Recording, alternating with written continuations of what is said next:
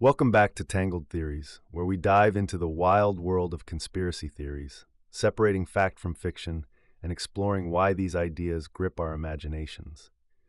Today's episode takes us into the unassuming world of tap water, or more specifically, what's in it. We're talking about fluoride. It's one of those things most people don't think twice about, but for decades, it's been at the center of one of the most persistent and controversial conspiracy theories out there.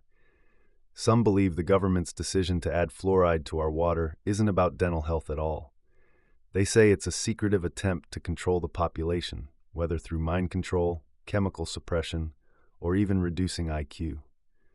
Sounds like something out of a dystopian novel, right? But here's the thing: millions of people believe it.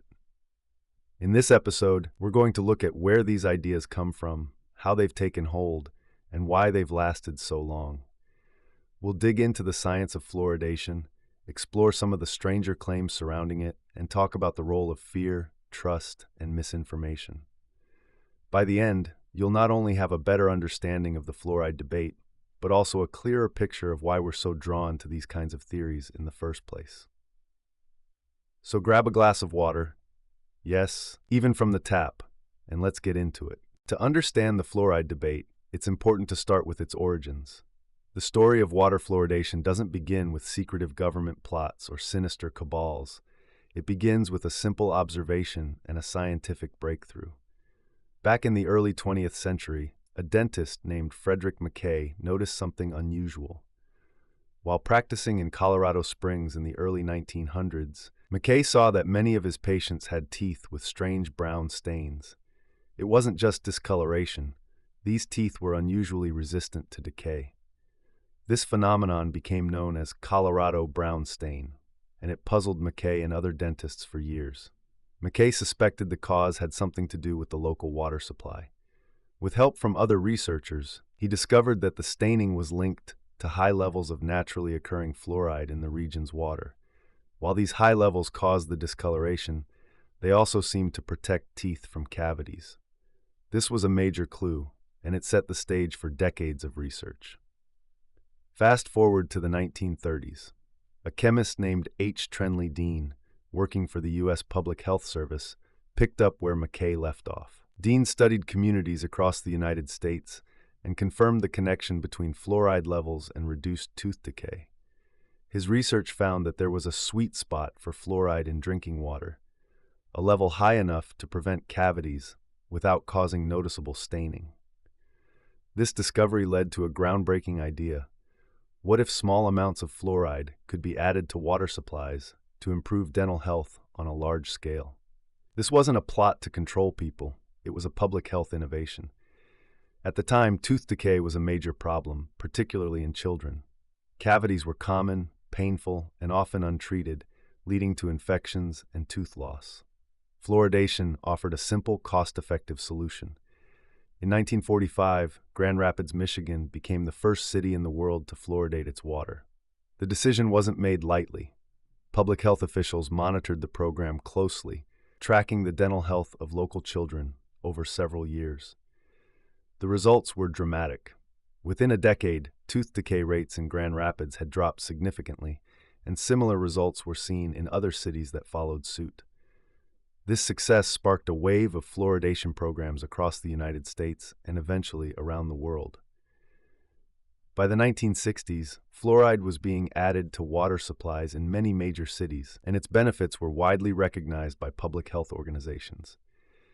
The American Dental Association, the World Health Organization, and the Centers for Disease Control and Prevention all endorsed water fluoridation as a safe and effective way to prevent cavities. Today, water fluoridation is used in many countries, though not all. Some nations, like the United States and Canada, fluoridate their water systems. Others, like Switzerland and parts of South America, add fluoride to table salt instead. The method varies, but the goal is the same: to improve dental health on a population level. This brings us to a key point. Fluoride wasn't introduced as part of a secret agenda. It was the result of decades of research and experimentation, driven by a desire to solve a public health problem. But as we'll see later, not everyone viewed it that way. From the beginning, there was resistance to fluoridation. Some critics questioned its safety, while others objected to the idea of adding anything to public water supplies. For them, it wasn't about fluoride itself. It was about the principle of individual choice. They argued that people should have the right to decide what goes into their bodies, even if the science supported fluoridation. Then came the Cold War. In the 1950s and 60s, anti-fluoride sentiment merged with broader fears about government overreach and communist influence. Conspiracy theories began to take hold, claiming that fluoridation wasn't about dental health at all, but a sinister plot to control the population. These ideas were amplified by fringe groups and even made their way into pop culture, as we'll explore later. It's worth noting that, despite the controversies, the scientific community has overwhelmingly supported fluoridation. Dozens of studies have confirmed its safety and effectiveness at the recommended levels. The CDC has called water fluoridation one of the 10 greatest public health achievements of the 20th century, alongside vaccines and the control of infectious diseases. Still, the practice remains a lightning rod for debate. Critics continue to raise questions about safety, ethics, and the role of government in public health decisions. These debates have kept the fluoride conspiracy alive and well, even as the evidence against it grows stronger. The story of water fluoridation is a mix of science, politics, and public perception. It started as a well-intentioned effort to improve dental health, but it has since become a symbol of distrust and controversy.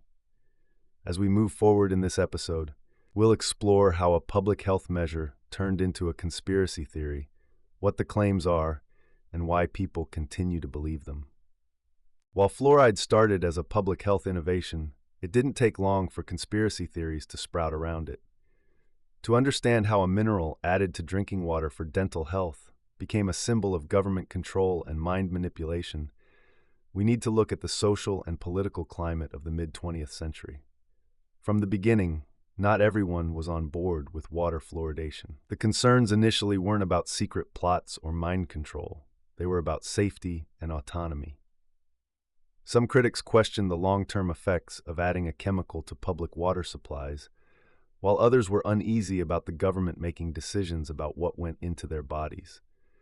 For some, fluoridation represented a slippery slope. If the government could add fluoride to water, what else might they do in the name of public health? These early objections laid the groundwork for later, more dramatic conspiracy theories. The 1950s and 60s were defined by the Cold War, an era of intense suspicion, propaganda, and paranoia. In the United States, fears about communist infiltration were at an all-time high. This was a period when people worried about secret plots, hidden enemies, and the possibility that American society was being undermined from within. It's in this atmosphere that the fluoride conspiracy took shape.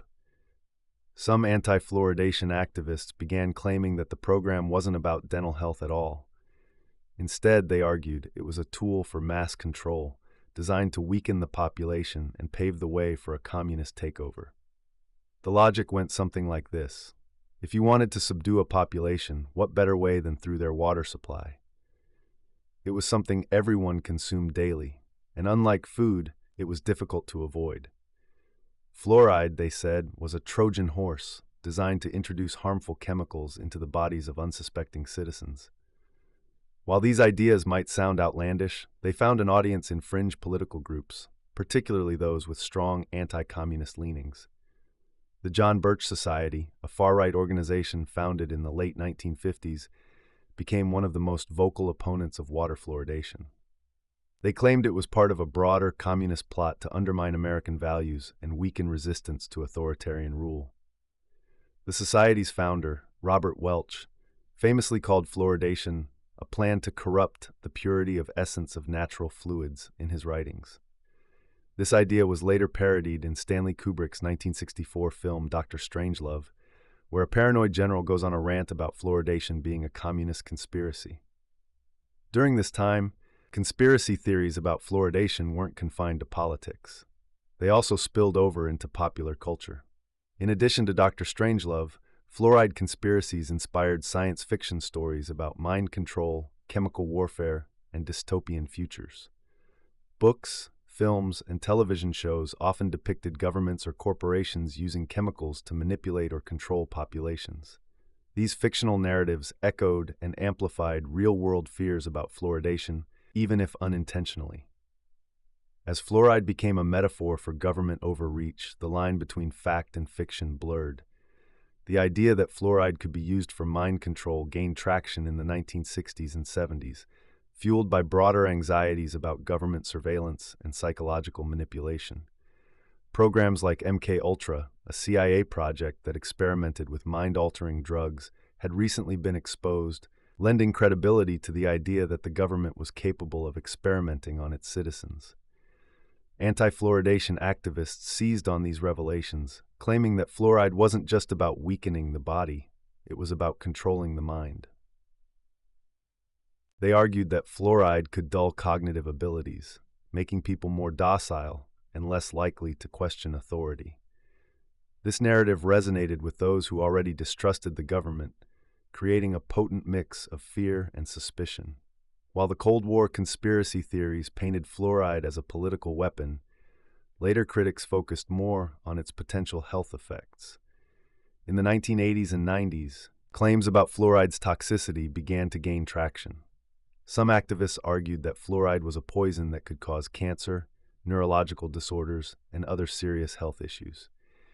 These claims often relied on misinterpretations or distortions of scientific studies. For example, research showing that high levels of fluoride exposure could lead to skeletal fluorosis, a condition that causes joint pain and stiffness, was used to argue that any amount of fluoride was dangerous. This ignored the fact that skeletal fluorosis only occurs in areas with extremely high, naturally occurring fluoride levels, far beyond what's found in fluoridated water. By the late 20th century, the anti-fluoridation movement had become a global phenomenon. Activists formed organizations, launched campaigns, and lobbied governments to end water fluoridation programs. While some were motivated by genuine health concerns, others were driven by conspiracy theories about mind control, population suppression, or corporate greed. This movement found allies in the natural health and alternative medicine communities, where distrust of mainstream science and medicine was already high. Fluoride became a symbol of everything these groups opposed: industrial chemicals, government intervention, and corporate influence over public health. The rise of the internet in the 1990s and 2000s gave anti-fluoridation activists a powerful new platform. Websites, forums, and later social media allowed conspiracy theories to spread faster and farther than ever before. Videos claiming that fluoride was a neurotoxin or a mind control agent went viral, reaching millions of people. One of the most influential pieces of anti-fluoride propaganda was the documentary The Fluoride Deception, which argued that fluoridation was a corporate scheme to dispose of industrial waste. While the film was widely criticized by scientists for its inaccuracies, it became a cornerstone of the anti-fluoridation movement. The fluoride conspiracy endures because it taps into deep-seated fears about control, health, and trust. It combines historical paranoia with modern concerns, making it adaptable to new contexts and audiences.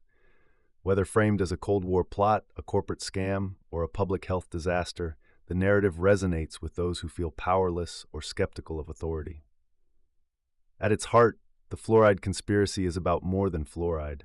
It's about who we trust, how we perceive risk, and how we navigate the complexities of modern life. As we'll explore later, these underlying themes are what give the conspiracy its staying power, even in the face of overwhelming evidence to the contrary. The idea that fluoride could be used for mind control is one of the most bizarre yet enduring aspects of the conspiracy. It's not just about health risks or government overreach. This theory takes it a step further, claiming that fluoride is deliberately added to water supplies to suppress free thought, make people more obedient, and even lower intelligence. While it might sound like science fiction, this idea has a deep psychological and cultural appeal. Let's break it down and examine how it gained traction and why it still resonates. The connection between fluoride and mind control didn't appear out of nowhere. It emerged in the mid-20th century, during a time of intense public fear about government experimentation and psychological manipulation. Programs like MK-Ultra, a CIA initiative that tested mind-altering substances on unsuspecting subjects, were later exposed, confirming that such experiments weren't just paranoid fantasies, they were real. This revelation led to a broader mistrust of government actions, especially when it came to substances introduced into the body. Fluoride, already a target of suspicion due to its association with public water supplies, became an easy scapegoat for fears about mind control. If the government could secretly dose people with LSD, as MK-Ultra showed, why not fluoride? One of the most persistent claims about fluoride and mind control is that the Nazis used it during World War II to pacify prisoners in concentration camps. According to the myth, fluoride was added to the prisoners' water to keep them docile and less likely to resist. This story is often cited as proof of fluoride's sinister potential. However, there's no evidence to support this claim. Historians and researchers have thoroughly debunked the idea, finding no records or credible accounts of fluoride being used in this way by the Nazis. Despite this, the myth persists, partly because it reinforces existing fears about government control and chemical manipulation. At the heart of the mind control theory is the belief that fluoride suppresses cognitive abilities. Proponents often point to studies suggesting a link between high fluoride exposure and reduced IQ in children. These studies, however, are usually conducted in areas with extremely high natural fluoride levels, far beyond what's found in fluoridated water supplies. For example, some research in rural parts of China and India has shown that excessive fluoride exposure, 10 to 20 times the levels used in public water systems, can have negative neurological effects. These findings are often taken out of context and used to argue that any level of fluoride is harmful, despite the lack of evidence for such effects at the levels used in water fluoridation programs. Another claim tied to the mind control narrative is that fluoride dulls critical thinking and makes people more obedient. This idea plays into broader fears about losing autonomy and individuality. If fluoride can make people less likely to question authority, the theory goes, it's the perfect tool for a government or elite group seeking to maintain control. This belief is bolstered by the fact that fluoride is often portrayed as a chemical substance, which carries negative connotations. Words like chemical and additive can sound sinister, even though everything around us, including water itself, is made of chemicals. The language fuels fears of artificial tampering, which are then tied to concerns about manipulation and control. A particularly strange twist in the fluoride mind control theory involves the pineal gland, a small pea-shaped gland in the brain. In spiritual and New Age circles, the pineal gland is sometimes referred to as the third eye, a mystical center of intuition and enlightenment. Some conspiracy theorists claim that fluoride calcifies the pineal gland, blocking its supposed spiritual functions. This claim has no scientific basis. While fluoride can accumulate in the pineal gland, there's no evidence that it affects the gland's function, much less its mythical properties. Still, the idea resonates with people who are drawn to alternative spirituality and fear that their enlightenment is being suppressed by external forces. The concept of mind control strikes a deep psychological chord. It taps into primal fears about autonomy and free will, the idea that we could be manipulated without our knowledge or consent. This fear is amplified by the reality that governments and corporations do have the power to shape public behavior, even if it's through more mundane means like advertising, propaganda, or policy decisions. Fluoride fits neatly into this narrative because it's something we consume without actively choosing to do so. Unlike food or medication, which we can opt out of, water is essential and unavoidable. This makes it a perfect target for theories about mass manipulation. Belief in fluoride as a mind control agent often correlates with a lack of trust in institutions. People who feel disconnected from or suspicious of government, science, or the medical establishment are more likely to see fluoride as a tool of control. This distrust isn't entirely unfounded. Historical examples like the Tuskegee syphilis experiment and MK-Ultra have shown that institutions can and do abuse power. However, these real abuses are often conflated with baseless conspiracy theories, creating a feedback loop of suspicion. Fluoride becomes a symbol of this mistrust, even though the evidence overwhelmingly supports its safety and effectiveness at recommended levels. The idea of chemical mind control has been a staple of pop culture for decades. Movies, TV shows, and books often depict shadowy organizations using drugs or chemicals to manipulate populations. These fictional narratives bleed into real-world fears, making the idea of fluoride as a mind control agent seem more plausible. One notable example is Stanley Kubrick's Dr. Strangelove, where a paranoid general claims that fluoridation is a communist plot to sap Americans' precious bodily fluids. While the film is a satire, it reflects the genuine fears and suspicions of the time, and those fears continue to influence public perception today. Scientific research has thoroughly debunked the idea that fluoride is used for mind control. At the levels added to public water supplies, fluoride strengthens teeth without affecting cognition or behavior. Studies showing negative effects are typically conducted in areas with fluoride levels far exceeding the safe range used in fluoridation programs. Public health experts point out that fluoride is one of the most studied substances in the world. Decades of research have confirmed its safety when used appropriately. Despite this, the mind control theory persists, largely because it appeals to emotional fears rather than rational analysis. The fluoride mind control theory persists because it taps into universal fears about control, trust, and autonomy.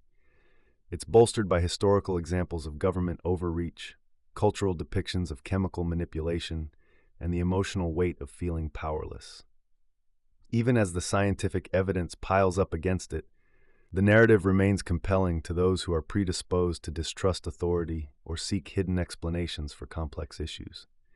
As we continue to unpack the fluoride conspiracy, it's important to keep these psychological and cultural factors in mind. The belief in fluoride as a mind control agent isn't just about fluoride.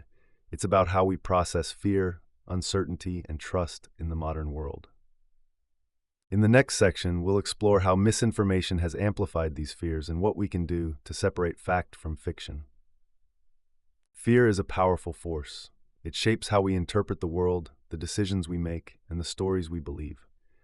In the case of the fluoride conspiracy, fear has been a central driver, influencing why people resist fluoridation and how the theory has persisted for decades. At its heart, this conspiracy is not just about fluoride. It's about control. It reflects a broader anxiety about who holds power, how that power is exercised, and what it means for individual autonomy. One of the most basic fears fueling the fluoride conspiracy is fear of the unknown. Water is a universal necessity, and its purity is deeply tied to our survival. When something unfamiliar, like fluoride, is added to the water supply, it can spark suspicion. Most people don't understand the science of fluoridation, what it is, why it's used, and how it's regulated. This lack of understanding creates a void that misinformation eagerly fills. Terms like chemical or additive carry a negative connotation for many, even though everything around us, including water itself, is made of chemicals. The idea of chemicals being deliberately introduced into something as essential as water can trigger visceral reactions, especially when framed as unnatural or harmful. The more mysterious fluoride seems, the more fertile the ground for fear-based narratives. A deeper fear underpinning the fluoride conspiracy is the fear of losing control over one's own body. Water fluoridation is a public health measure that affects everyone in a given community, regardless of whether they agree with it. For some, this represents an unacceptable infringement on personal freedom. The idea that the government can decide what goes into their water, and by extension, their bodies, feels like a violation of their autonomy. This perspective taps into a broader philosophical debate about the balance between individual rights and collective responsibility. While proponents of fluoridation emphasize its benefits for public health, opponents see it as an example of overreach, a slippery slope toward a society where personal choices are dictated by those in power. These concerns aren't limited to fluoride.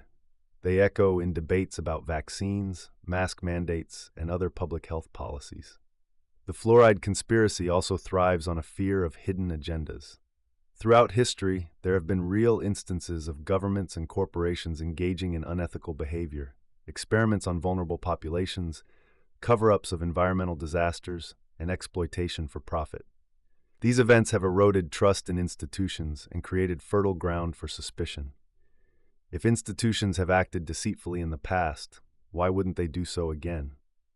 For some, fluoridation represents a convenient scapegoat. Critics argue that it's a way for industries to dispose of toxic waste under the guise of public health. Others see it as a tool for controlling the population, either by dulling cognitive abilities or suppressing dissent. While these claims lack evidence, they resonate with people who already feel distrustful or disenfranchised. At the heart of the fluoride conspiracy is the idea of control. Control over resources, control over health, and control over minds. The belief that fluoride is used to pacify the population or lower IQ taps into primal fears about losing agency. It paints a dystopian picture where powerful elites manipulate the masses through invisible means, stripping them of their ability to think critically or resist oppression.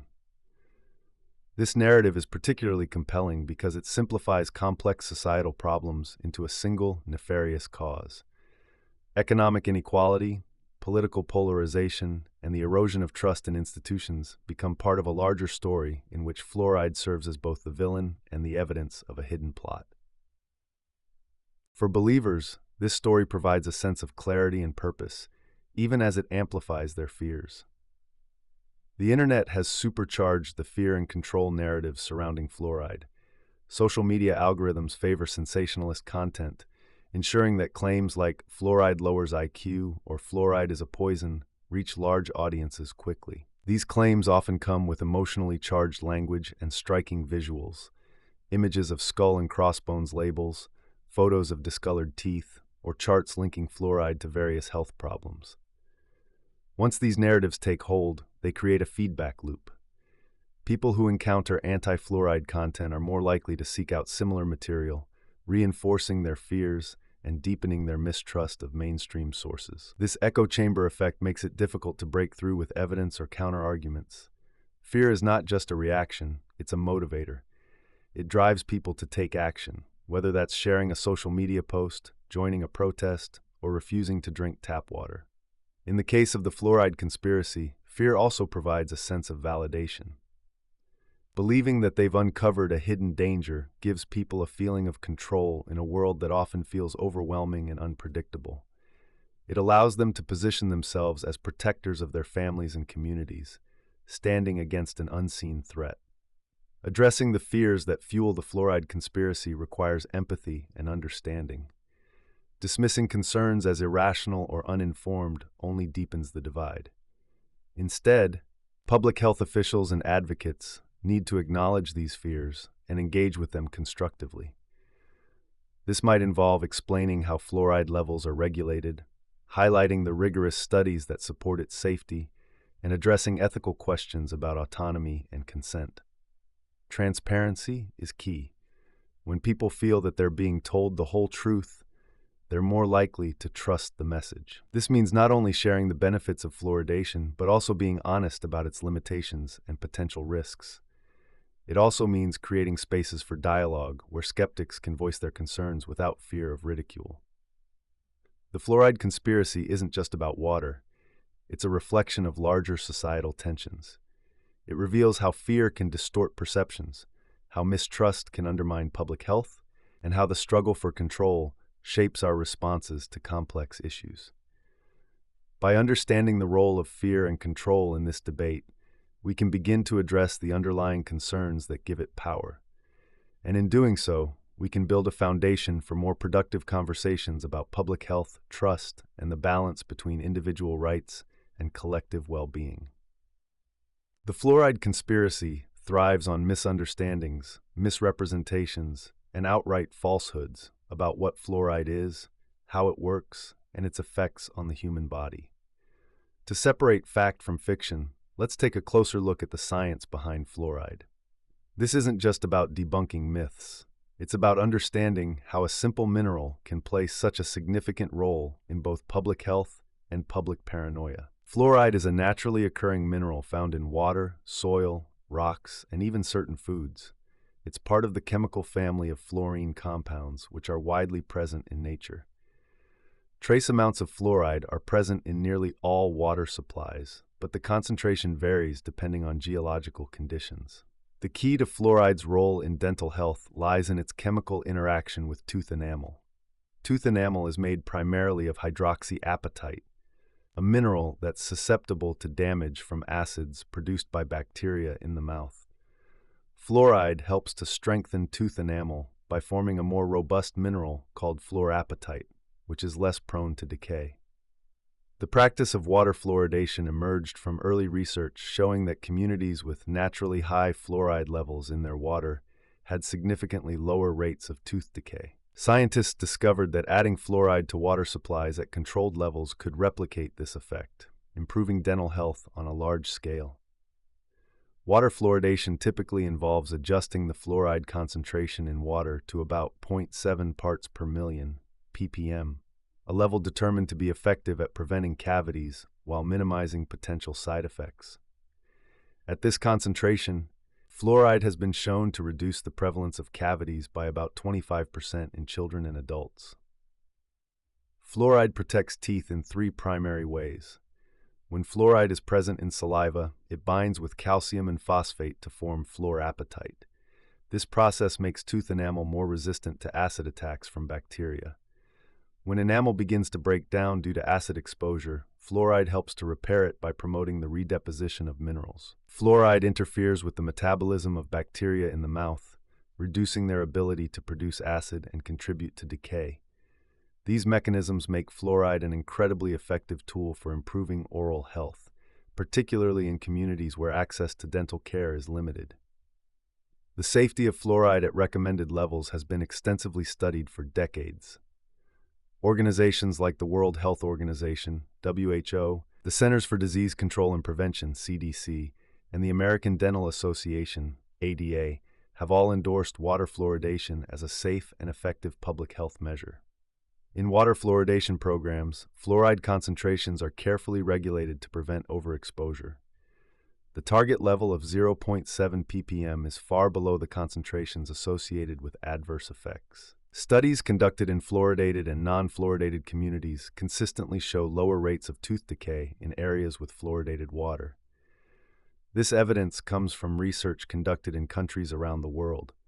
Leading health organizations, including the WHO, CDC, ADA, and the National Institute of Dental and Craniofacial Research, continue to support fluoridation based on its proven benefits and safety. While fluoride is safe at recommended levels, excessive exposure can lead to health issues. The most common concern is dental fluorosis, a cosmetic condition that occurs when children are exposed to high levels of fluoride while their teeth are still developing. In mild cases, fluorosis causes white spots or streaks on the teeth. In severe cases, it can lead to discoloration or pitting. Mild fluorosis is relatively common but harmless. It's typically caused by accidental ingestion of fluoride toothpaste, not fluoridated water.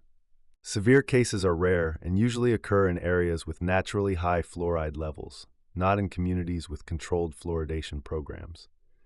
This condition, characterized by joint pain and stiffness, can occur in areas where fluoride concentrations in water are extremely high, such as some rural regions in India and China.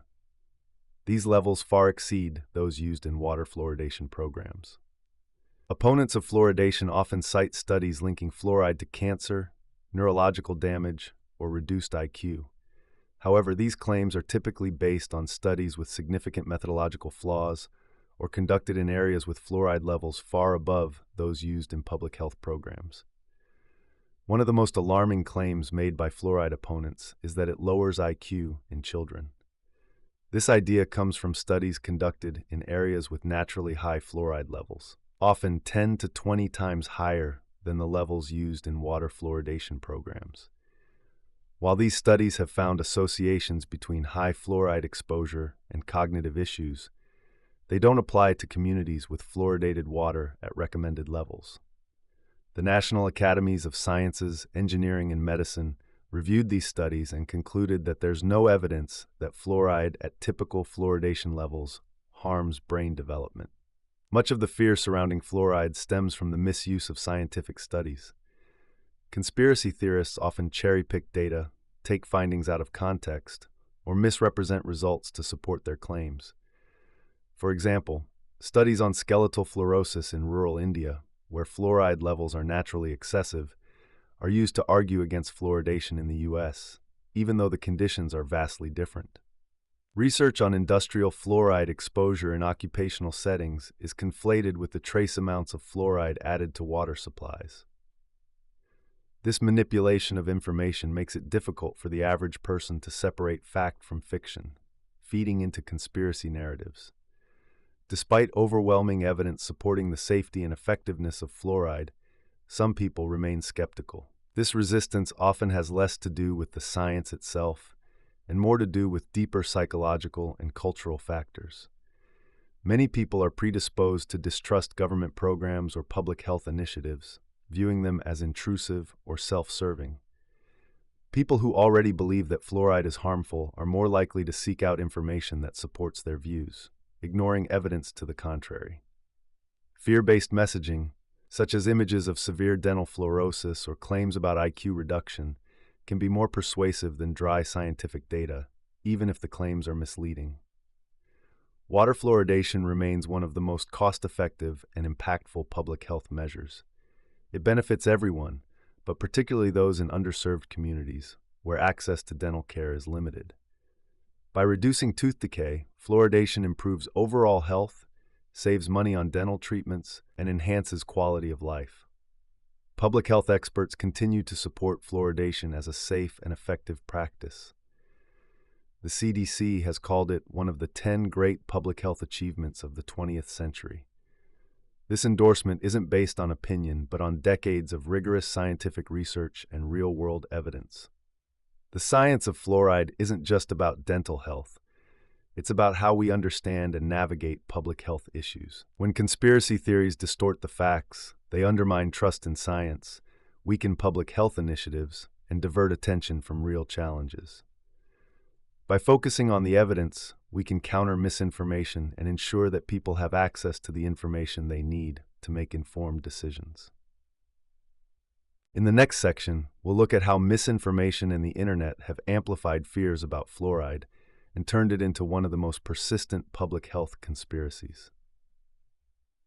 The internet has transformed how we access and share information, making it easier than ever to find answers to almost any question. But it has also created an environment where misinformation thrives, spreading faster and farther than ever before. For conspiracy theories about fluoride, the internet has been a game changer.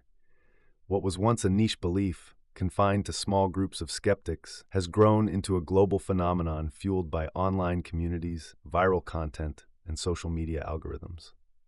The fluoride conspiracy didn't need the internet to get started. It had already taken root during the Cold War. But in the age of digital communication, it has found fertile ground to grow. Anti-fluoride activists now have platforms where they can share their ideas with millions of people, often bypassing traditional gatekeepers like journalists, scientists, and public health officials. A single viral video, blog post, or meme can reach an audience that was unthinkable in the pre-digital era. This has allowed the conspiracy to spread unchecked, creating a feedback loop where misinformation is constantly amplified. One of the internet's most powerful features is its ability to create communities. In the past, someone questioning fluoride safety might have felt isolated, unable to find others who shared their concerns. Today, a quick online search can connect them with entire forums, social media groups, and websites dedicated to the topic. These communities often become echo chambers, where like-minded individuals reinforce each other's beliefs. Members share the same articles, watch the same videos, and discuss the same evidence, creating a self-sustaining cycle of misinformation. Over time, these echo chambers make it harder for individuals to consider opposing views or even to trust credible sources of information. The way social media platforms are designed also plays a significant role in spreading fluoride misinformation. Algorithms prioritize content that generates engagement, likes, shares, and comments, and conspiracy theories are incredibly engaging. Claims that fluoride is toxic or part of a mind control plot grab attention and provoke strong emotional reactions. These sensationalist narratives often outperform balanced, evidence-based explanations, which can seem dull or complicated by comparison. As a result, Users who engage with anti-fluoride content are likely to see more of it, creating a curated feed that reinforces their beliefs. Visual content is particularly effective at spreading misinformation. Anti-fluoride campaigns often use striking images to make their points, such as photos of severe dental fluorosis or graphics showing skull and crossbones symbols over water glasses. These visuals are designed to evoke fear and outrage, bypassing the critical thinking processes that might kick in when reading a detailed article. A single image can convey a message that feels more immediate and compelling than paragraphs of scientific explanation. Misinformation about fluoride often relies on specific tactics to make it seem credible. One common approach is cherry-picking data, highlighting isolated studies that appear to support anti-fluoride claims while ignoring the broader body of research. For instance, a study showing neurological effects of fluoride exposure in areas with extremely high natural fluoride levels might be used to argue against fluoridation in public water supplies, even though the levels in the study are far above what's used in fluoridation programs. Another tactic is taking studies out of context. Research conducted in specific regions, such as rural areas of India or China with naturally high fluoride concentrations, is often cited as evidence that fluoride is dangerous everywhere. These studies focus on conditions that are vastly different from those in fluoridated communities, but the distinctions are rarely mentioned in anti-fluoride content. This creates a distorted picture that makes fluoridation seem far riskier than it actually is. Fear is the driving force behind most fluoride conspiracy theories. Claims that fluoride lowers IQ, causes cancer, or weakens bones tap into deeply personal concerns about health and safety. These narratives often use emotionally charged language, describing fluoride as poison or toxic waste. Even though the science overwhelmingly supports the safety and benefits of fluoridation at recommended levels, these fear-based messages stick in people's minds. It's easier to remember an alarming claim than a carefully worded rebuttal. Once misinformation takes hold, it's incredibly difficult to correct. People are naturally inclined to seek out information that aligns with their existing beliefs, a phenomenon known as confirmation bias. If someone already suspects that fluoride might be harmful, they're more likely to trust sources that reinforce that suspicion and dismiss those that contradict it. Social media algorithms exacerbate this bias by serving users more of the content they engage with, creating a curated reality that feels self-evident. Mistrust of authority also plays a significant role in the persistence of fluoride conspiracy theories. Many people are skeptical of government institutions, scientists, and public health organizations, particularly in light of historical abuses like the Tuskegee syphilis experiment or the CIA's MK-Ultra program.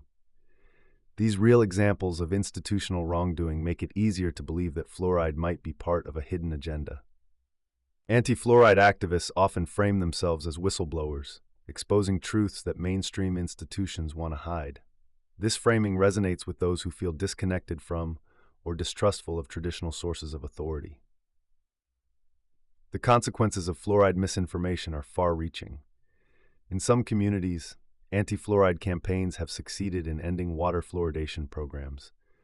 The result is often an increase in tooth decay, particularly among children and low-income populations who have less access to dental care. These outcomes highlight the real-world impact of misinformation, which can undermine public health initiatives and harm the very people these programs are designed to help. The spread of fluoride misinformation also erodes trust in public health more broadly. When people begin to doubt the motives or competence of public health officials, it becomes harder to implement other initiatives, from vaccination campaigns to climate change policies. This distrust can have a ripple effect, weakening the public's ability to respond to complex challenges. Addressing fluoride misinformation requires a combination of education, transparency, and engagement. Teaching people how to evaluate sources critically is a key step. Encouraging questions like, who produced this information?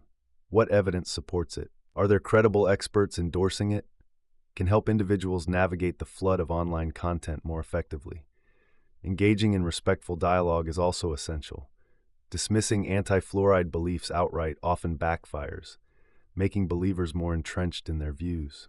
Instead, asking questions and sharing evidence in a non-confrontational way can open the door to productive conversations. Misinformation about fluoride is a symptom of a larger problem: the challenge of sorting fact from fiction in an overwhelming information landscape. While the internet has made it easier to access knowledge, it has also made it easier to spread fear and confusion. By understanding how misinformation spreads and why it resonates, we can begin to push back against these narratives and ensure that evidence-based practices like fluoridation continue to benefit public health. Conspiracy theories, at their core, offer an explanation for a chaotic and complex world. They provide a framework where seemingly disconnected events are linked by an overarching narrative, often featuring a villain pulling the strings behind the scenes. The fluoride conspiracy is no different. Its persistence can be traced to several psychological, social, and cultural factors that make people more inclined to embrace such beliefs. To understand why so many people believe fluoride is part of a sinister plot, it's essential to examine these underlying dynamics. At its heart, the fluoride conspiracy taps into a universal human need, the need to feel in control. The world is an unpredictable place. Wars, pandemics, economic downturns, and natural disasters are overwhelming, and it's easy to feel powerless in the face of such events. For some, the idea that these occurrences are part of a deliberate plan, rather than the result of random or natural processes, is oddly comforting. A conspiracy theory provides a sense of order amid chaos, even if that order is malevolent. This desire for control is deeply rooted in human psychology. When people feel uncertain or threatened, they are more likely to see patterns where none exist, a phenomenon known as apophenia. This is why some people perceive the addition of fluoride to drinking water as part of a larger, hidden agenda. It's not just about the fluoride, it's about finding a sense of coherence in a confusing world. If fluoride is a tool for control, then the seemingly disjointed events of modern life suddenly make sense. Mistrust of authority is another key factor driving belief in the fluoride conspiracy. In many ways, this mistrust is a logical response to historical abuses of power. Programs like the Tuskegee syphilis study, where African American men were denied treatment for decades, or the CIA's MK-Ultra experiments, which tested mind-altering drugs on unwitting subjects, are stark reminders that governments and institutions are not always transparent or ethical. These real events have sown seeds of doubt that conspiracy theories exploit. If such abuses could happen in the past, why not now?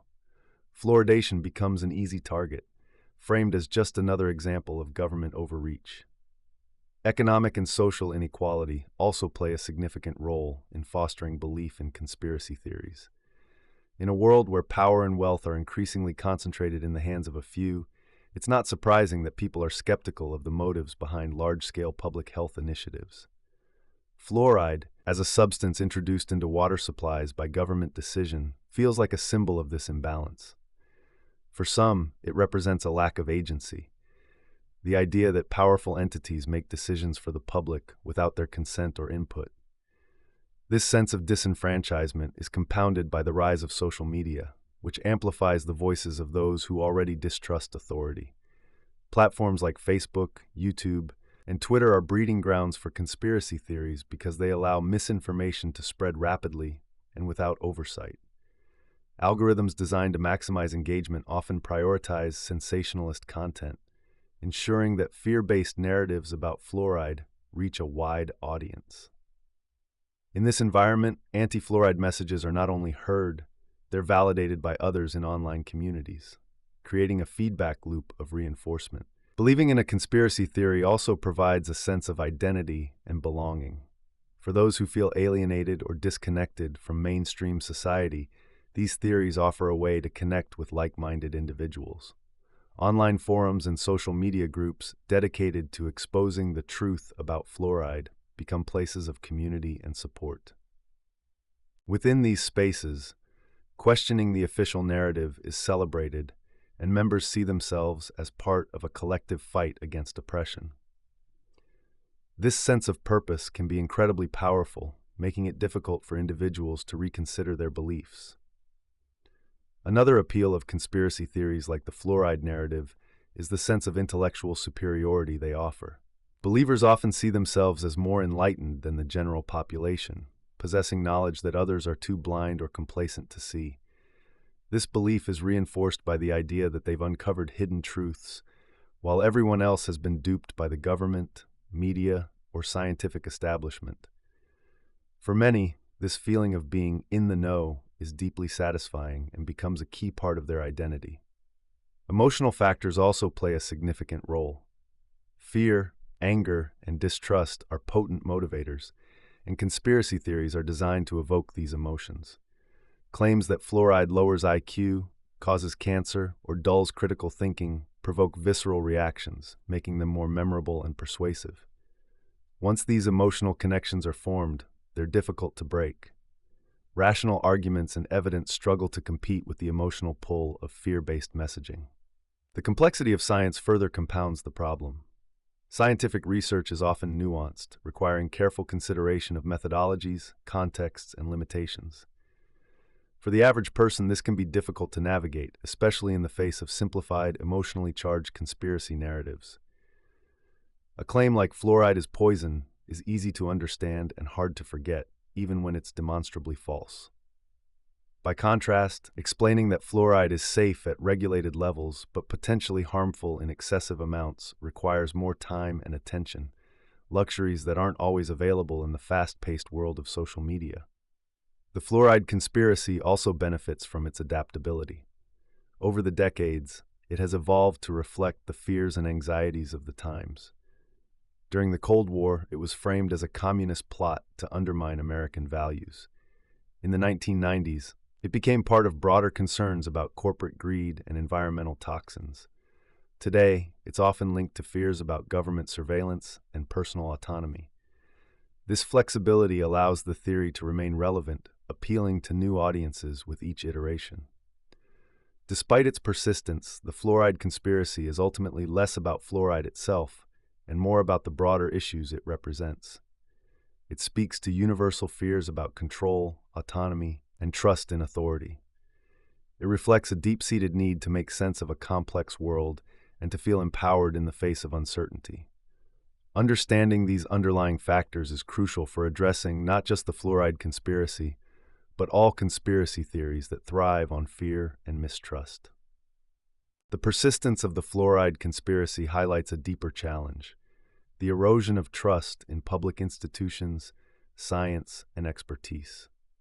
Addressing this conspiracy and others like it requires more than simply presenting facts.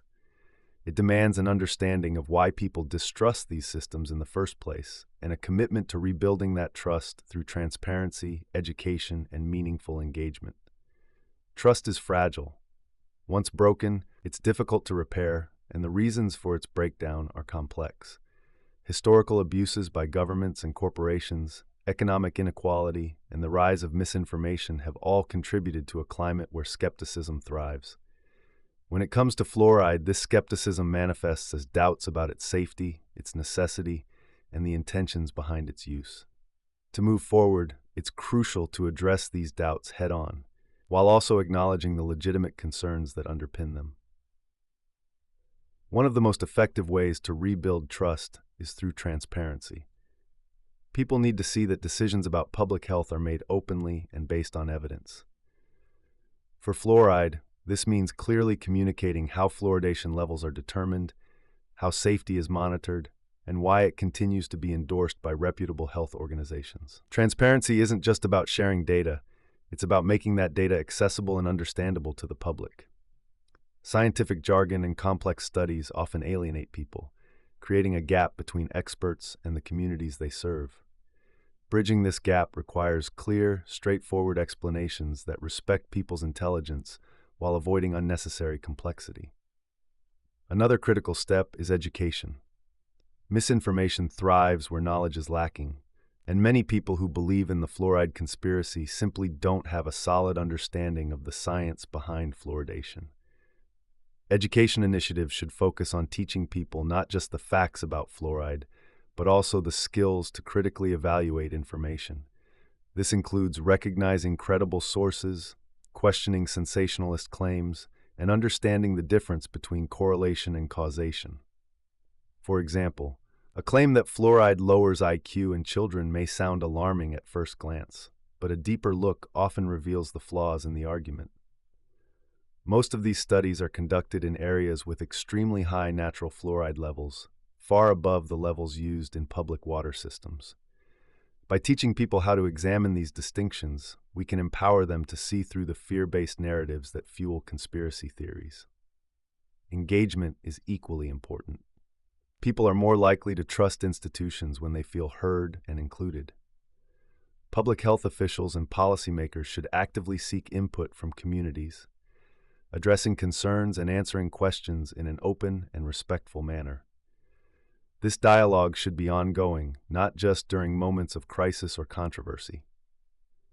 When people feel that their voices matter, they're more likely to trust the outcomes of public health decisions, even if they don't fully agree with them.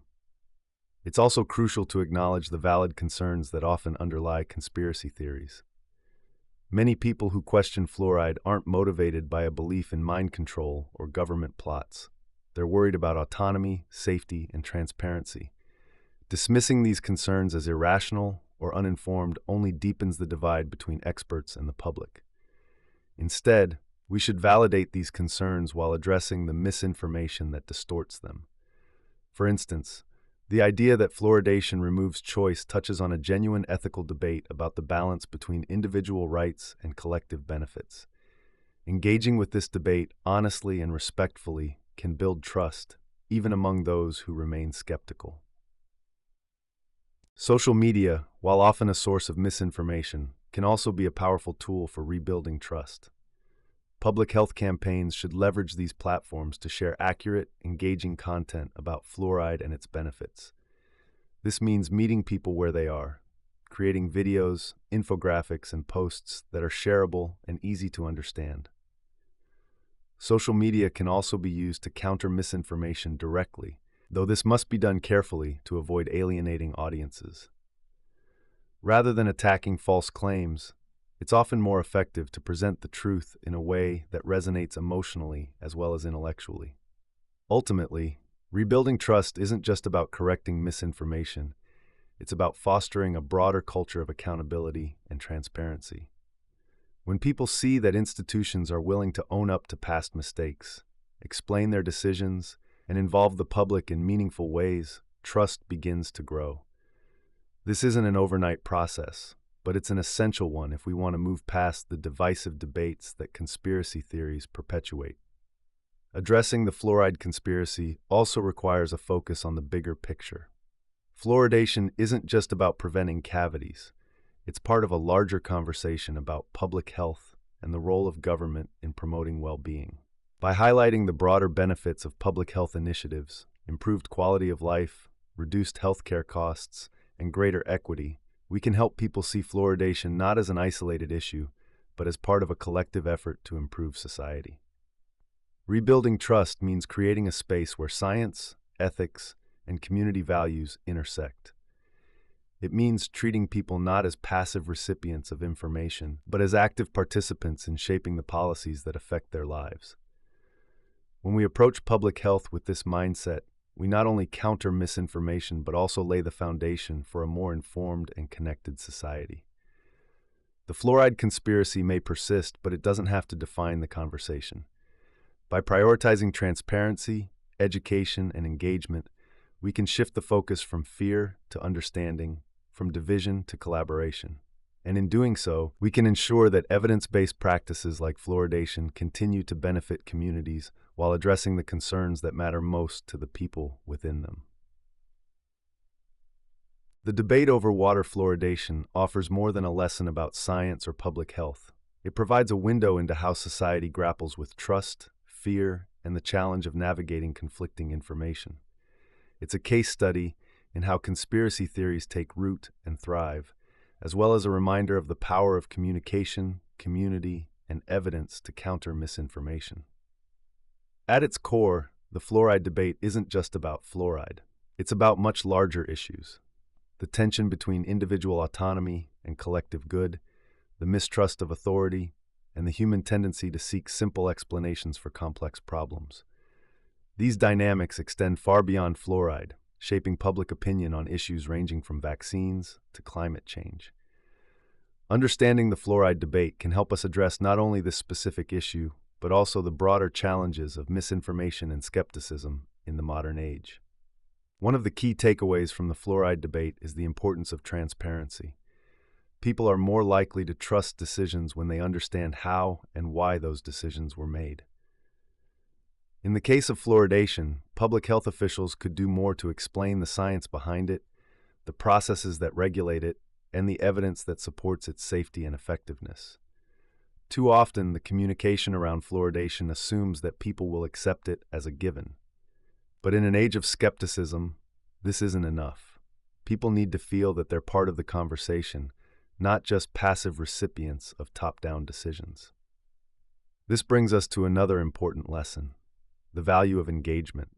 Fluoridation opponents often frame their position as a fight for autonomy and freedom, which resonates deeply with people who feel disconnected from government and public health systems. Engaging directly with these communities, listening to their concerns, addressing their questions, and involving them in decision-making can build trust and reduce resistance. This doesn't mean compromising on science or evidence, but rather finding ways to present that evidence in a way that feels accessible and relevant.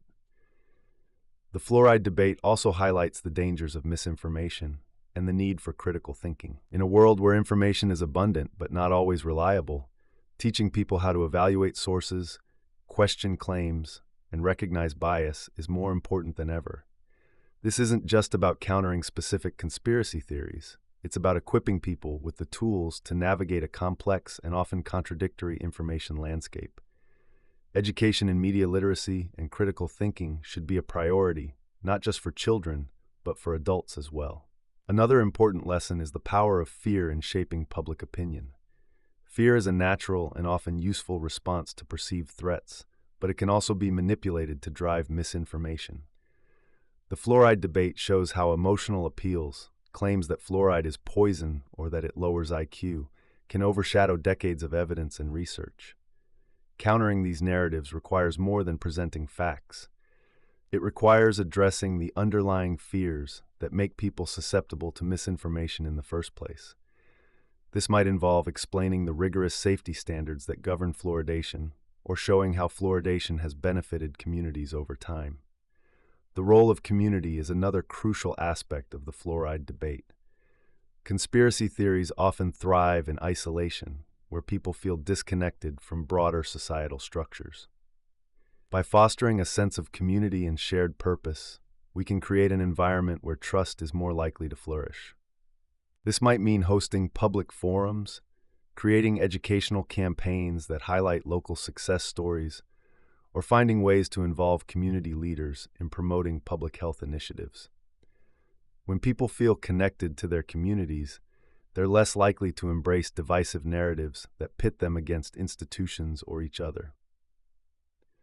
The fluoride debate also underscores the need for patience and persistence. Changing minds is rarely quick or easy, especially when people's beliefs are tied to their identity or sense of belonging.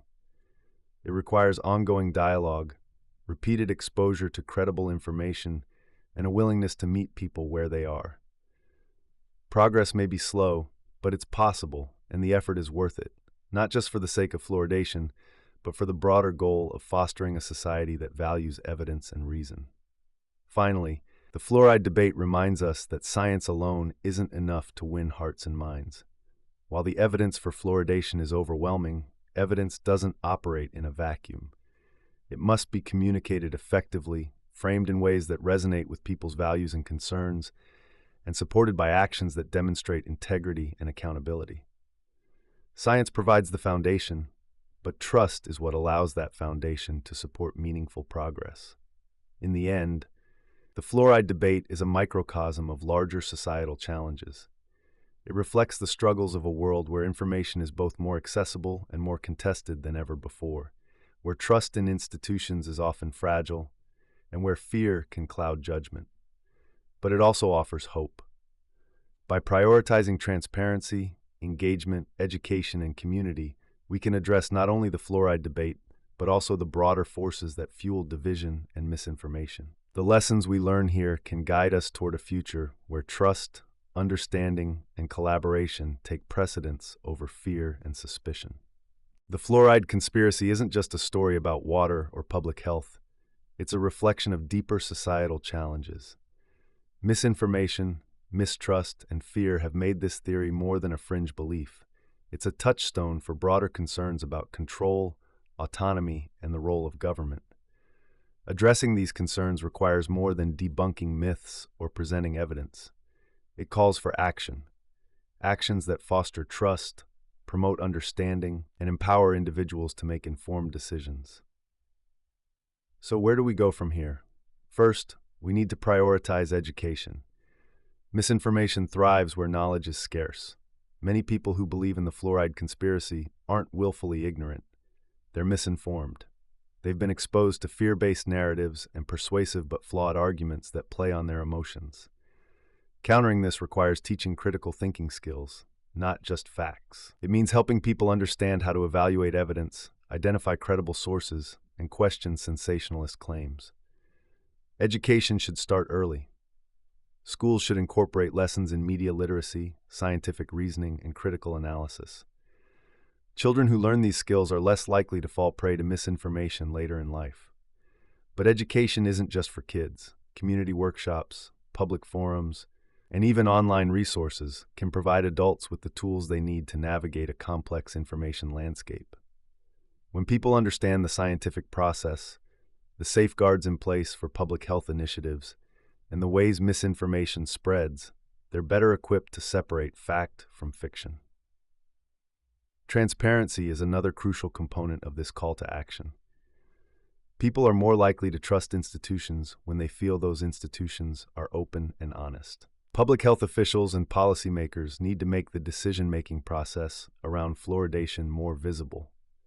How are fluoride levels determined? What safety measures are in place? What does the research say, and what are its limitations? These questions should be addressed openly, in ways that the average person can understand. Transparency isn't just about sharing data. It's about building relationships. It's about showing the public that their concerns are heard and taken seriously. Engagement is equally important.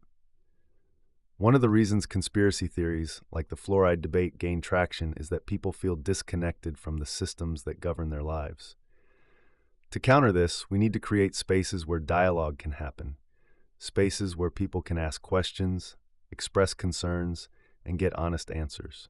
Town halls, Conda sessions, and even social media campaigns can provide these opportunities. The goal isn't to lecture or dismiss skeptics, but to involve them in the conversation. When people feel included, they're more likely to trust the outcomes, even if they don't fully agree with them. Social media is both a challenge and an opportunity in this effort.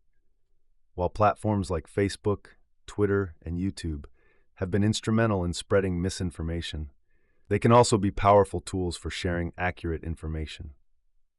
Public health campaigns should use these platforms to reach audiences where they are, creating content that is engaging, shareable, and easy to understand. Infographics, short videos, and interactive posts can cut through the noise of misinformation and provide clarity in a sea of conflicting messages. At the same time, we need to hold these platforms accountable. Social media companies have a responsibility to address the spread of harmful misinformation on their platforms. This doesn't mean censoring dissent or silencing alternative views. It means promoting transparency and ensuring that users are exposed to reliable, evidence-based information. Algorithms that prioritize sensationalist content over balanced reporting need to be re-examined. While this is a larger challenge that goes beyond the fluoride debate, it's one that directly affects how these narratives spread. Another key action is building trust through community involvement. Conspiracy theories often resonate most in communities that feel marginalized or overlooked. By involving these communities in public health initiatives, we can create a sense of ownership and shared purpose. Local leaders, educators, and healthcare providers can play a vital role in bridging the gap between institutions and the public. Their involvement lends credibility to public health efforts and helps counter the perception that fluoridation is an imposed decision rather than a collaborative one. For those who encounter fluoride skeptics in their personal lives, the call to action is a bit more personal. Dismissing someone's concerns or arguing aggressively is unlikely to change their mind. Instead, approach the conversation with empathy and curiosity. Ask questions about why they believe what they do. Share your own understanding of the science in a non-confrontational way. Acknowledge the fears and doubts that underlie their beliefs and gently challenge misinformation with evidence. Changing someone's mind is a slow process, but respectful dialogue can open the door to new ways of thinking. On a broader level, addressing the fluoride debate requires us to think about the kind of society we want to build. Do we want a society where fear and misinformation dominate public discourse, or one where trust and understanding prevail? This isn't just about fluoride, it's about how we approach science, health, and truth in an increasingly complex world. By committing to transparency, education, and engagement, we can create a foundation for addressing not only this conspiracy, but also the larger challenges of misinformation and skepticism. The fluoride conspiracy might seem like a small issue in the grand scheme of things, but it represents something much larger. It's a symbol of the tension between fear and trust, between misinformation and evidence. By tackling it head-on, we're not just defending a public health measure, we're standing up for the principles of reason, community, and shared progress. So let's take action. Let's educate ourselves and others. Let's engage in conversations that build trust rather than division. Let's demand transparency from the institutions that serve us and accountability from the platforms that shape our understanding of the world. And let's remember that the fight against misinformation isn't just about correcting falsehoods. It's about fostering a culture where truth, trust, and collaboration can thrive. Together, we can move beyond the fear and suspicion that fuel conspiracies and toward a future where science and community work hand in hand. The fluoride conspiracy may seem like a narrow issue focused on water and dental health, but its impact reaches far beyond the topic itself. It touches on broader societal themes such as trust in institutions, the power of misinformation, and the consequences of fear-based narratives. By examining how this conspiracy affects individuals, communities, and public health, we can better understand the larger implications of such beliefs and the challenges they pose. At its core, the fluoride conspiracy is a story about mistrust. It reflects a growing skepticism of government agencies, scientific authorities, and public health initiatives. While some of this mistrust is rooted in historical abuses of power, much of it is fueled by misinformation and a lack of clear communication. When people feel disconnected from decision-making processes, they're more likely to question the motives behind those decisions. For many, fluoridation symbolizes a loss of control, a decision imposed on them without their input or consent. This mistrust doesn't exist in a vacuum. It's part of a larger trend in which skepticism of authority is on the rise.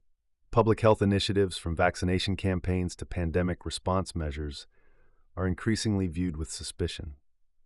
The fluoride debate mirrors these broader challenges, showing how even well-established practices can become lightning rods for controversy when communication breaks down. This erosion of trust has serious consequences, making it harder to implement policies that benefit society as a whole. Misinformation plays a significant role in amplifying these challenges. The internet and social media have created an environment where false claims can spread quickly and widely. In the case of fluoride, conspiracy theorists have used these platforms to circulate alarming but misleading narratives about toxicity, mind control, and health risks. These narratives often rely on emotional appeals, such as claims that fluoride lowers IQ or harms children. While these claims are not supported by scientific evidence, they resonate deeply with people who are already inclined to distrust authority. The consequences of such misinformation extend far beyond the fluoride debate. When people lose faith in public health initiatives, it creates a ripple effect that undermines broader efforts to improve community well-being. For example, communities that reject water fluoridation often see higher rates of tooth decay, particularly among children and low-income populations. These outcomes highlight the tangible harm caused by misinformation, which diverts attention and resources away from real solutions to pressing health challenges. The fluoride conspiracy also has a polarizing effect on communities. Debates over fluoridation can become deeply divisive, pitting neighbors, friends, and even family members against one another. These divisions are often fueled by the emotional intensity of the issue. Supporters of fluoridation see it as a simple and effective public health measure, while opponents frame it as an assault on personal freedom and safety. This polarization makes it difficult to have constructive conversations, as both sides become entrenched in their positions. For those who believe in the conspiracy, the impact can be deeply personal. Conspiracy theories often create a sense of isolation, as believers feel disconnected from mainstream society and its institutions. At the same time, these theories provide a sense of community and purpose, offering an alternative narrative that feels empowering. While this sense of belonging can be comforting, it also reinforces the belief that mainstream sources of information are untrustworthy, creating a cycle that is difficult to break. On a societal level, the fluoride debate highlights the challenges of balancing individual autonomy with collective good. Public health initiatives often require a degree of compromise, as policies designed to benefit the majority may not align with the preferences of every individual. Fluoridation exemplifies this tension, as it involves adding a substance to a shared resource, water, based on its proven benefits for dental health. For some, this represents an unacceptable infringement on personal choice. For others, it's a reasonable trade-off to improve community health. Navigating this tension requires careful communication and a willingness to engage with differing perspectives. The fluoride conspiracy also underscores the importance of media literacy in the digital age. Many people who believe in the conspiracy are not willfully rejecting science. They are responding to the information available to them, much of which is misleading or outright false. Teaching people how to evaluate sources, question claims, and recognize bias is critical for countering misinformation. This is not just about the fluoride debate. It's about equipping individuals to navigate a complex and often contradictory information landscape. Despite these challenges, the fluoride conspiracy also offers an opportunity for growth. It shows the need for public health initiatives to prioritize transparency, engagement, and community involvement. By addressing concerns openly and honestly, health officials can build trust and foster a sense of shared purpose. This means going beyond simply presenting facts. It means listening to people's fears and questions, acknowledging past mistakes, and involving communities in decision-making processes. The larger impact of the fluoride conspiracy is a reminder that science and public health do not operate in isolation. They exist within a social and cultural context, shaped by values, beliefs, and historical experiences. Understanding this context is essential for addressing the challenges posed by misinformation and rebuilding trust in institutions. The fluoride debate may be about water, but its lessons apply to many other areas of public health and governance. In the end, the fluoride conspiracy is a symptom of larger societal issues. It reflects the struggles of a world grappling with rapid change, conflicting information, and the erosion of trust in traditional sources of authority. Addressing these challenges requires a collective effort, one that prioritizes education, transparency, and empathy. By learning from the fluoride debate, we can take steps toward a future where evidence, collaboration, and community take precedence over fear and division. The fluoride conspiracy is about much more than water and teeth. It is a lens through which we can examine some of the most pressing societal challenges of our time: how misinformation spreads, why trust in institutions is eroding, and what happens when fear and skepticism dominate public discourse. Addressing this conspiracy and others like it matters because the stakes are far higher than they appear on the surface. The way we handle the fluoride debate has implications for public health, science communication, and the fabric of society itself. At its most basic level, the fluoride debate underscores the importance of trust in public health initiatives. Trust is the foundation upon which successful policies are built. When people trust that their government, scientists, and healthcare providers have their best interests at heart, they're more likely to support measures like water fluoridation, vaccination programs, or pandemic responses. But when that trust erodes, even the most well-reasoned policies can be met with resistance. The fluoride conspiracy illustrates how quickly trust can break down when communication fails and misinformation takes root. This erosion of trust doesn't just impact fluoridation. It creates a domino effect, weakening public confidence in other areas of health and science. If people believe that fluoride is a tool for mind control or a harmful toxin, they may also begin to question vaccines, climate science, or even basic medical advice. The result is a fragmented society where fear and skepticism outweigh reason and evidence. This fragmentation makes it harder to address collective challenges, from improving public health to tackling global crises like climate change. The fluoride conspiracy also highlights the dangers of misinformation in the digital age. The internet has democratized access to information, but it has also made it easier for falsehoods to spread.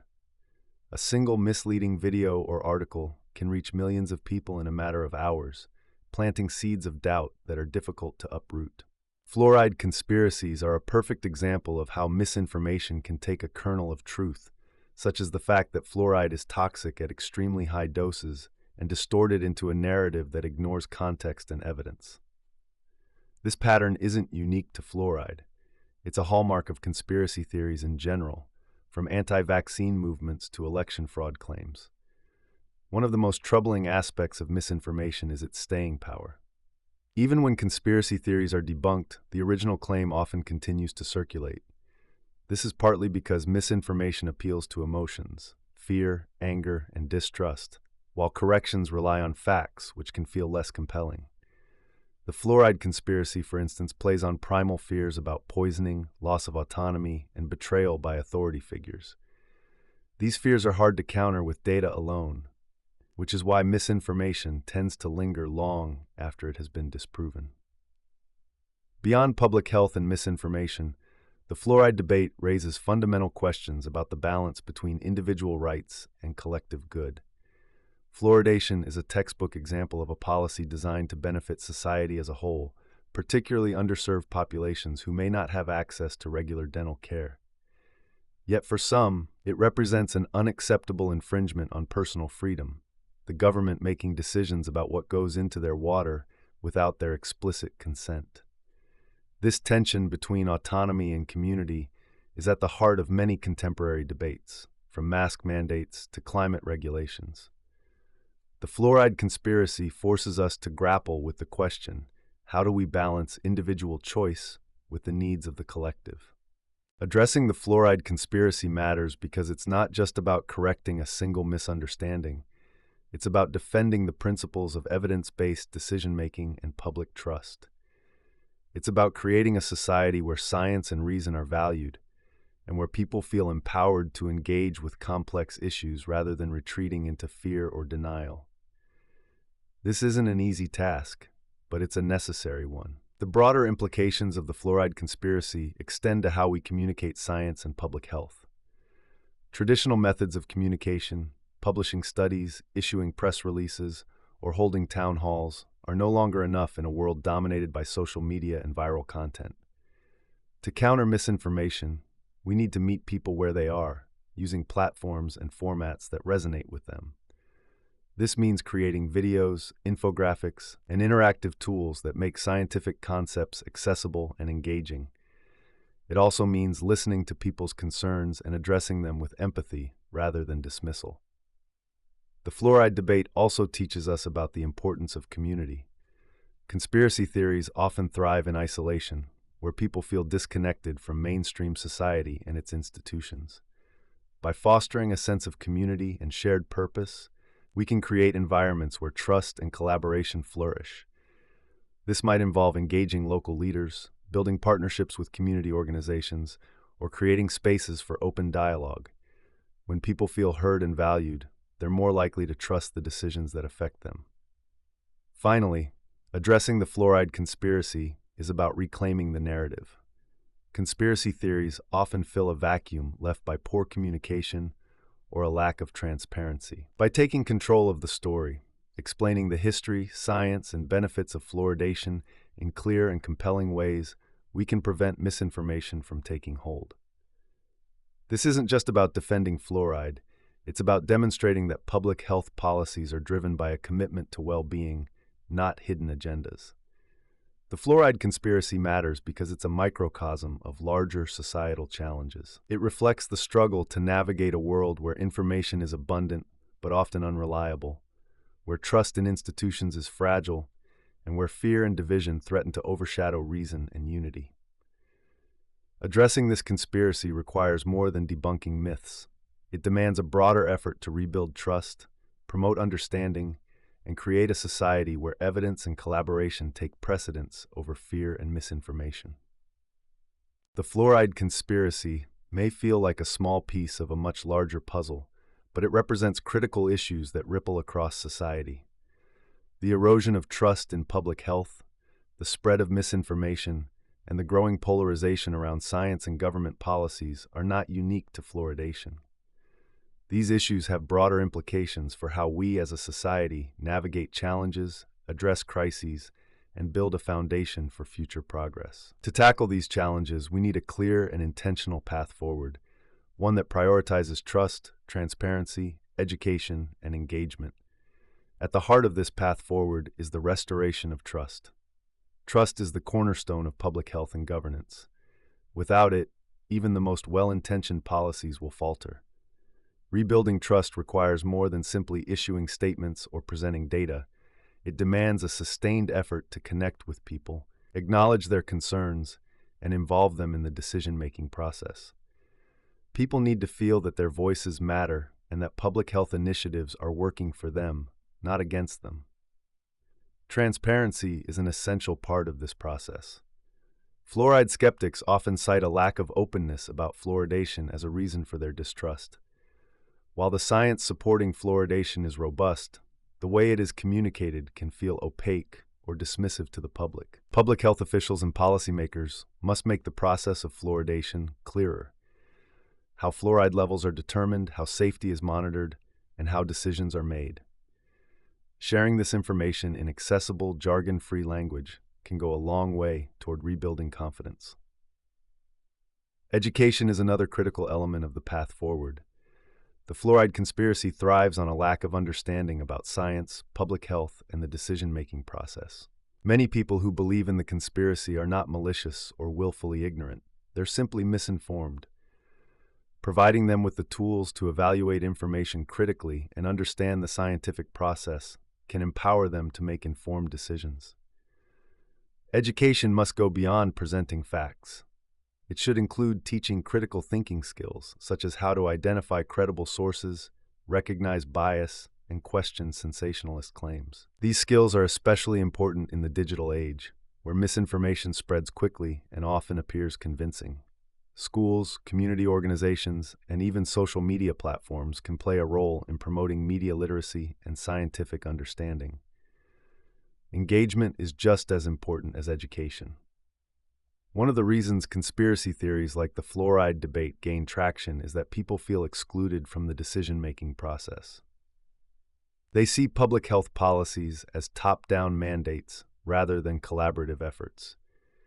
Engaging communities in meaningful ways through town halls, public forums, or online discussions can help bridge this gap.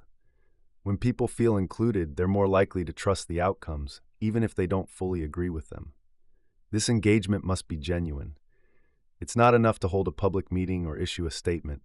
Public health officials must listen to people's concerns, address their questions, and involve them in shaping policies. This approach requires patience and empathy. Changing minds is a slow process, especially when beliefs are tied to identity or emotion. But respectful dialogue can open the door to new perspectives and foster a sense of connection. Social media and digital platforms are key to this engagement. While these platforms have contributed to the spread of misinformation, they can also be used to counter it. Public health campaigns should leverage social media to share accurate, engaging content about fluoridation and other public health initiatives. Videos, infographics, and interactive posts can make complex topics accessible and relatable. Social media also provides an opportunity for real-time interaction, allowing public health officials to answer questions and address concerns directly. In addition to addressing misinformation, the path forward must also address the broader societal issues that fuel conspiracy theories. Economic inequality, social division, and a lack of trust in institutions all create fertile ground for skepticism and fear. Tackling these issues requires systemic change, from improving access to education and healthcare to addressing income disparities and promoting social cohesion. These changes won't happen overnight, but they're essential for creating a society where trust and collaboration can flourish. One of the most challenging aspects of this path forward is countering the emotional appeal of conspiracy theories. Fear and anger are powerful motivators, and they're often more compelling than facts. To counter these emotions, public health campaigns must find ways to connect with people on an emotional level. This might involve sharing personal stories about the benefits of fluoridation, highlighting local success stories, or framing public health initiatives as acts of care and community. Ultimately, the fluoride debate is about more than water. It's about the kind of society we want to build. Do we want a society where fear and misinformation dominate public discourse, or one where trust, collaboration, and evidence guide our decisions? The answer to this question will shape not only how we address the fluoride conspiracy, but also how we tackle the larger challenges of misinformation, polarization, and mistrust in the years to come. The path forward isn't easy, but it's necessary. By prioritizing transparency, education, and engagement, we can begin to rebuild trust in public health and governance. By addressing the systemic issues that fuel conspiracy theories, we can create a society where people feel empowered, informed, and connected. And by learning from the fluoride debate, we can prepare ourselves to face the challenges of an increasingly complex and interconnected world. In the end, the fluoride conspiracy is a symptom of larger societal struggles. It reflects the tension between fear and trust, misinformation and evidence, division and unity. Addressing it requires a collective effort, a commitment to truth, understanding, and the shared goal of building a better future. Together, we can move past the fear and suspicion that fuel conspiracy theories and toward a society where trust, science, and community take precedence. The fluoride debate is more than a conspiracy theory. It's a cautionary tale for the modern world. It shows us what happens when trust in institutions erodes, when misinformation is allowed to thrive, and when fear becomes the driving force behind public discourse. As we look to the future, the fluoride debate provides a roadmap for addressing these challenges, not just in the context of public health, but across all areas where trust, science, and collective action intersect. At the center of the fluoride controversy is a breakdown in trust. This isn't unique to fluoride. It's a growing issue in many areas of public life. People are increasingly skeptical of governments, scientific institutions, and the media. This skepticism is often fueled by historical missteps, where powerful institutions failed to act in the public's best interest. Scandals, cover-ups, and abuses of power have left lasting scars, and conspiracy theories, like the fluoride debate, tap into this legacy of mistrust. The challenge of rebuilding trust is compounded by the changing information landscape. In the past, the flow of information was relatively centralized, with newspapers, television, and radio serving as the primary sources of news and analysis. Today, the internet has fragmented that flow. Information is no longer filtered through a handful of gatekeepers, but is instead disseminated across millions of websites, social media platforms, and online communities. While this democratization has its benefits, it also makes it easier for misinformation to spread unchecked. The fluoride conspiracy demonstrates how quickly and effectively misinformation can take hold in this environment. Claims that fluoride lowers IQ, causes cancer, or is part of a government mind control plot have been debunked time and again, but they persist because they appeal to emotions rather than logic. Fear, anger, and suspicion are powerful motivators, and they drive people to seek out content that confirms their concerns. This cycle of confirmation bias is amplified by algorithms designed to keep users engaged, which often prioritize sensationalist or polarizing content over balanced reporting. So how do we address this? The future of public trust requires a proactive approach, one that acknowledges the complexity of these issues and takes meaningful steps to bridge the divide between institutions and the public. The first step is transparency. People are more likely to trust decisions when they understand how and why those decisions were made. In the case of fluoridation, this means explaining the science behind it in clear, accessible terms, as well as providing visibility into the regulatory processes that ensure its safety. Transparency alone, however, is not enough. Trust is built through relationships, and institutions need to engage directly with the communities they serve. This means creating opportunities for dialogue, where people can ask questions, express concerns, and feel heard.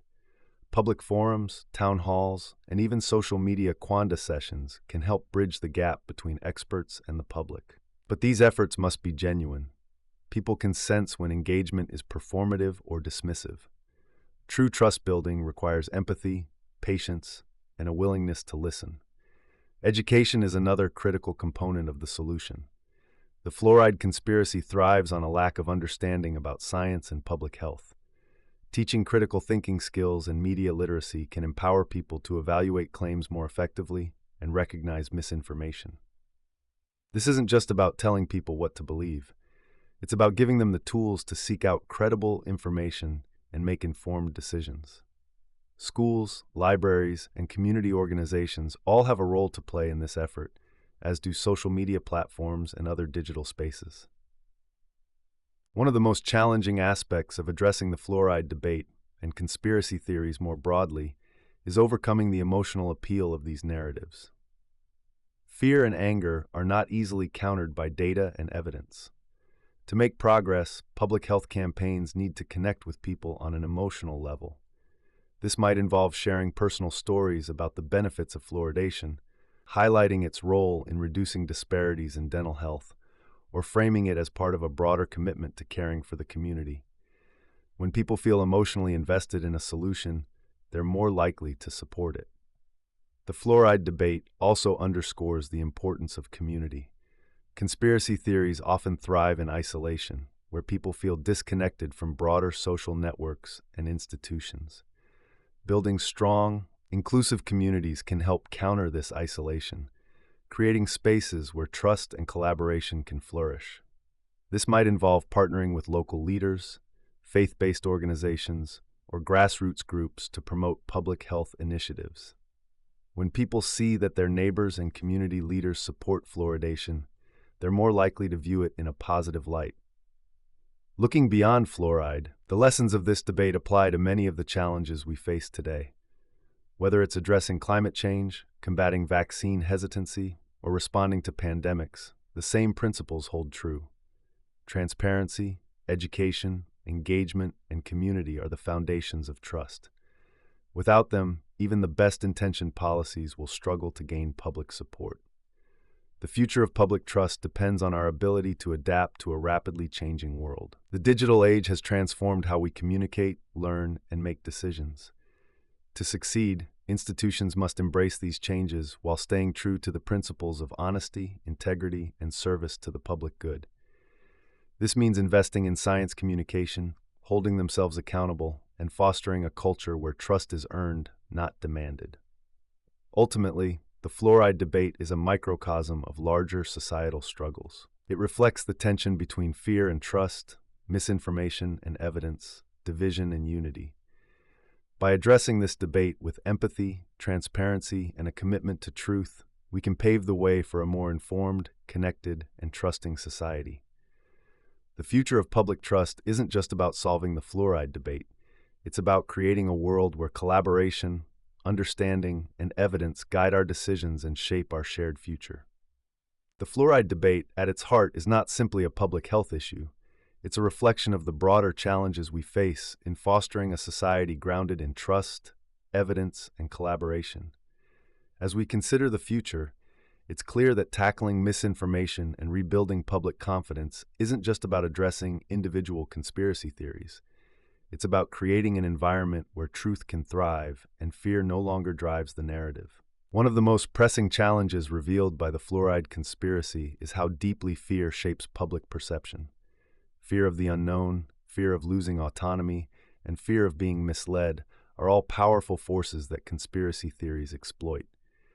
To counter this, we must shift the conversation from fear to understanding.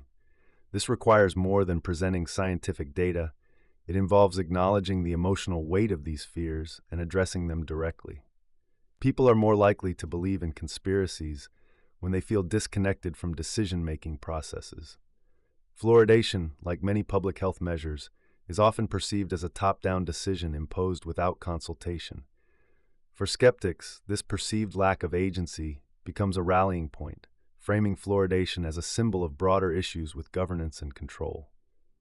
Moving forward, it's crucial to find ways to include communities in the decisions that affect them. Public health officials need to engage in two-way conversations, ensuring that policies are not only evidence-based, but also informed by the voices and values of the people they serve. Education will play a central role in this effort. Misinformation thrives in environments where scientific literacy is low and critical thinking skills are underdeveloped. To build a future rooted in truth, we need to prioritize education at all levels. This isn't just about teaching children the basics of science. It's about equipping people of all ages to navigate the complexities of the modern information landscape. Media literacy in particular is essential. People need to learn how to evaluate sources, question claims, and recognize the techniques used to manipulate information. But education must go beyond the classroom. Social media platforms, libraries, and community centers all have a role to play in spreading knowledge and fostering critical thinking. Workshops, public lectures, and online resources can help demystify scientific topics like fluoridation, making them accessible to a wider audience. By breaking down complex issues into relatable and understandable concepts, we can empower individuals to make informed decisions and resist the pull of conspiracy theories. Transparency is another cornerstone of a truth-driven future. People are more likely to trust institutions when they see those institutions operating openly and honestly. In the case of fluoridation, this means making the decision-making process more visible. How are fluoride levels determined? What safeguards are in place to monitor its safety? What does the evidence really say about its risks and benefits? These questions deserve clear, straightforward answers. Social media presents both a challenge and an opportunity in this fight for truth. While it has been a powerful tool for spreading misinformation, it can also be harnessed to counter it. Public health campaigns must meet people where they are, creating engaging, shareable content that resonates on platforms where misinformation often thrives. Videos, infographics, and interactive posts can present evidence in a way that is both informative and appealing.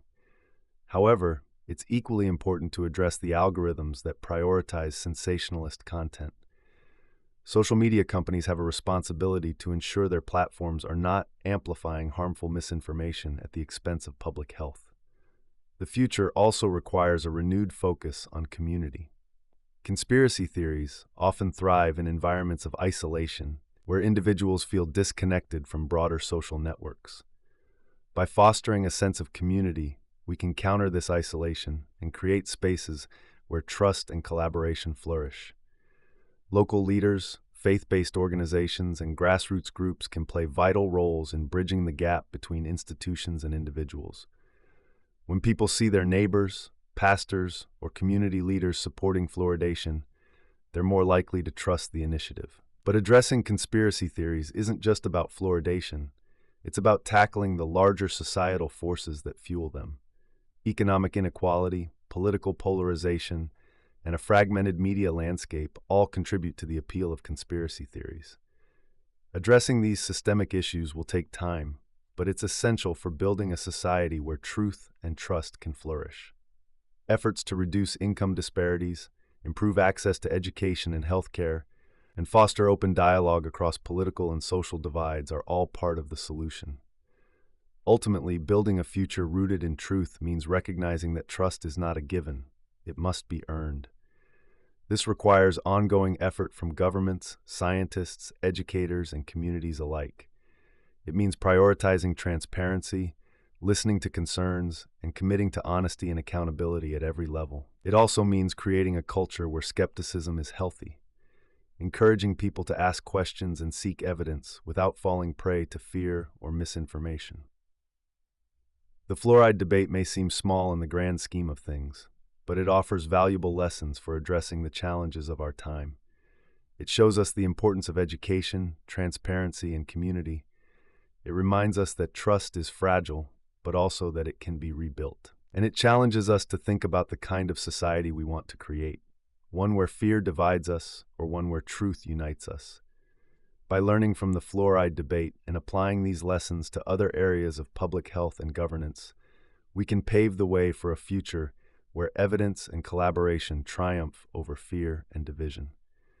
The path forward won't be easy, but it's one we must take if we hope to build a society that values truth, trust, and the collective good.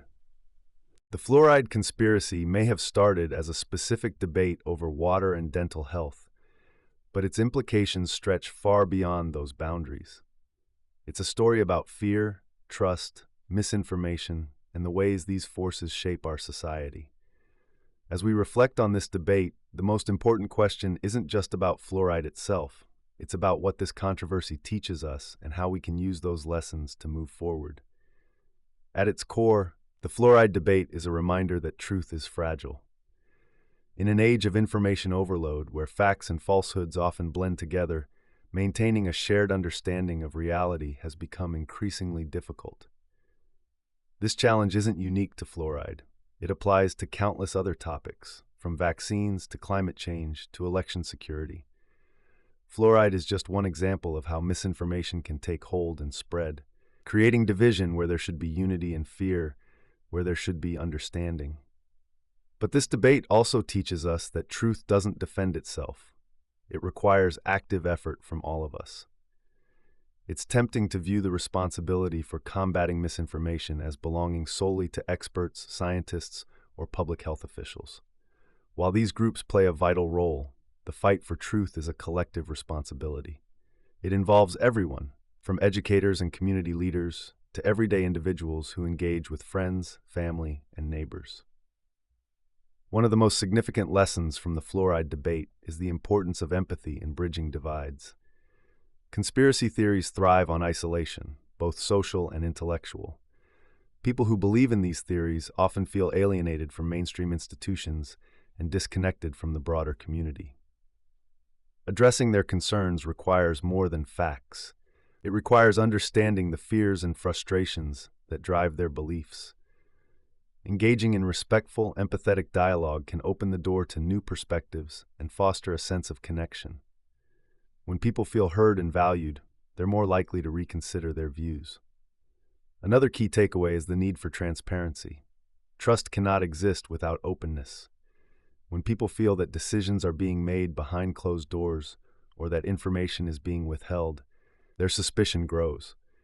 Public health officials and policymakers must prioritize clear, accessible communication about how decisions are made, what evidence supports them, and how risks are managed. This transparency should extend beyond the specifics of fluoridation to include broader public health policies. When people see consistency and integrity in how information is shared, trust begins to rebuild. Education also plays a central role in combating misinformation. The fluoride conspiracy thrives on gaps in knowledge and the misuse of scientific data. Teaching critical thinking skills, such as how to evaluate sources, recognize bias, and question sensationalist claims, can empower individuals to navigate the flood of information they encounter daily. This isn't about telling people what to think. It's about giving them the tools to seek out credible information and make informed decisions. Social media and digital platforms, while often criticized for spreading misinformation, can also be powerful tools for education and engagement. Public health campaigns should embrace these platforms, using them to share accurate, engaging content that resonates with a digital audience. At the same time, there must be accountability for how these platforms operate. Algorithms that prioritize sensationalism over substance contribute to the spread of fear-based narratives. Social media companies have a responsibility to ensure their platforms are not amplifying harmful misinformation at the expense of public trust. The fluoride debate also highlights the importance of community in addressing misinformation. Conspiracy theories often take hold in environments where people feel disconnected or disempowered. By fostering strong, inclusive communities, we can create spaces where trust and collaboration flourish. Community leaders, educators, and grassroots organizations can play a crucial role in bridging the gap between individuals and institutions, helping to build relationships that support public health initiatives. Finally, the fluoride debate challenges us to think about the balance between individual rights and collective responsibility. Fluoridation is a policy designed to benefit society as a whole, particularly those who lack access to regular dental care. Yet it also raises questions about autonomy and choice. Navigating this tension requires open dialogue and a commitment to ethical decision-making. It's not just about what's best for the majority, it's about ensuring that policies are implemented in ways that respect and include everyone. As we move forward, the lessons of the fluoride debate offer a blueprint for addressing broader societal challenges. Rebuilding trust, countering misinformation, and fostering collaboration are not easy tasks, but they are essential for creating a future where truth and evidence guide our decisions. These lessons extend far beyond public health, shaping how we approach issues like climate change, technology, and governance. In the end, the fluoride debate is about more than water. It's about the kind of society we want to create.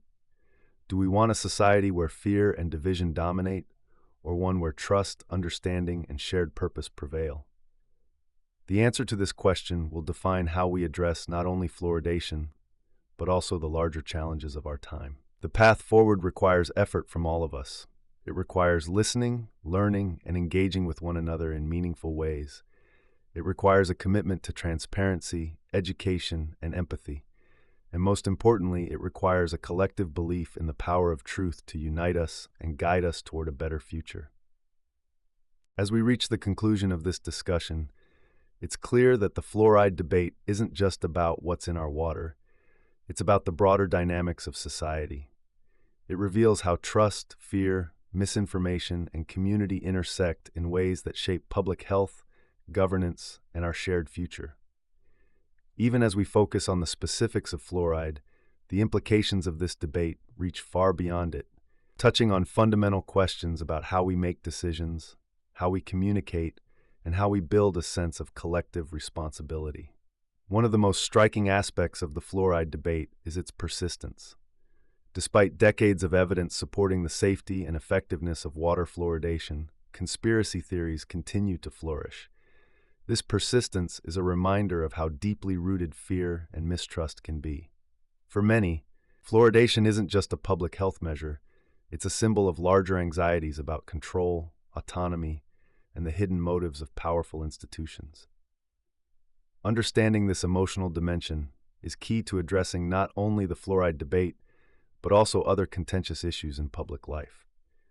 The enduring nature of the fluoride conspiracy also highlights the power of misinformation.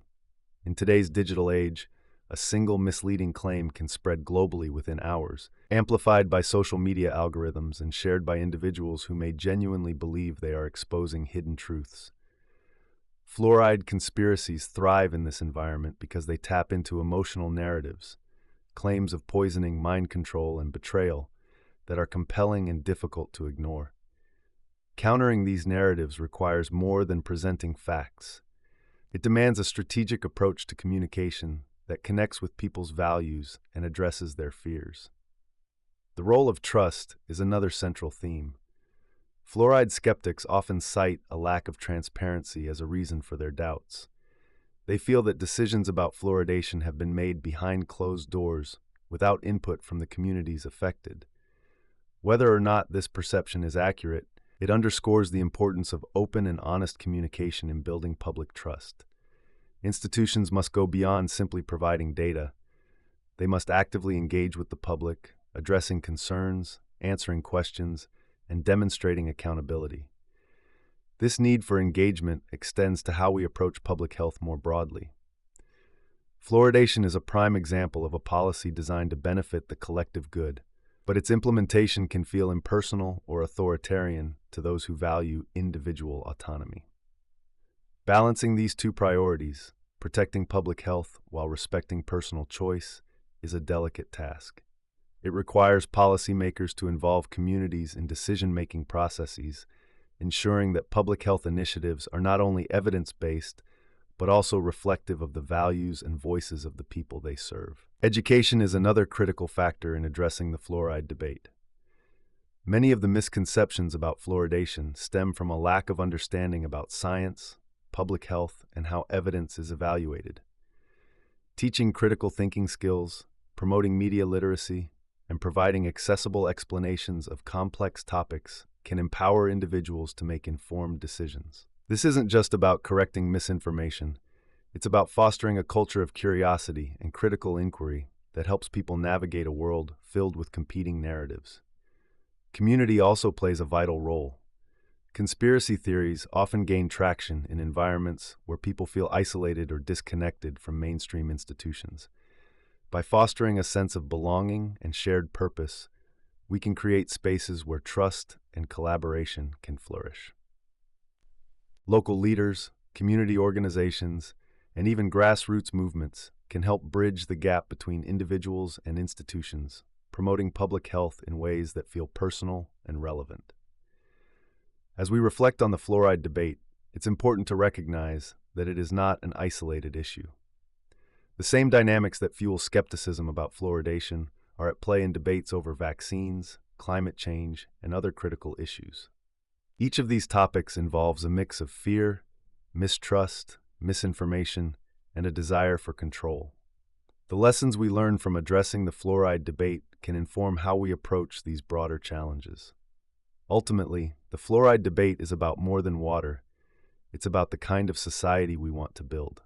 It challenges us to think critically about the balance between individual rights and collective good, about the role of transparency and engagement in building trust, and about the ways we communicate and collaborate in an increasingly complex world. The enduring significance of the fluoride debate lies in its ability to teach us these lessons. It shows us the power of fear to divide, but also the potential of trust to unite.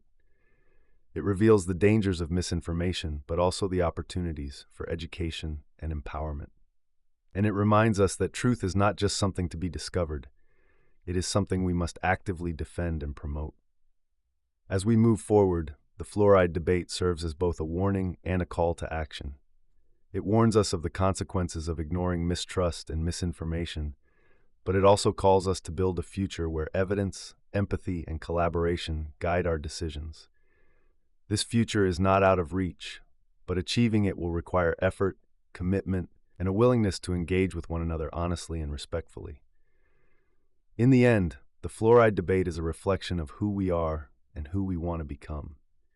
It challenges us to rise above fear and division, to embrace truth and trust, and to work together toward a society that values both individual autonomy and the collective good. The lessons it teaches us will be vital not just for addressing this specific issue, but for navigating the many challenges that lie ahead. As we conclude this exploration of the fluoride debate and its broader implications, one thing becomes abundantly clear. This is about more than water. It's about trust, transparency, misinformation, and the intricate balance between individual rights and the collective good. The fluoride debate is not just a public health story. It's a microcosm of the challenges facing our society in an age of information overload and increasing polarization. The way we respond to this debate offers valuable lessons for how we can navigate a future shaped by similar dynamics. At its heart, the fluoride debate represents a breakdown in trust. For decades, water fluoridation has been hailed by scientists and public health officials as a safe and effective measure to reduce cavities and improve dental health.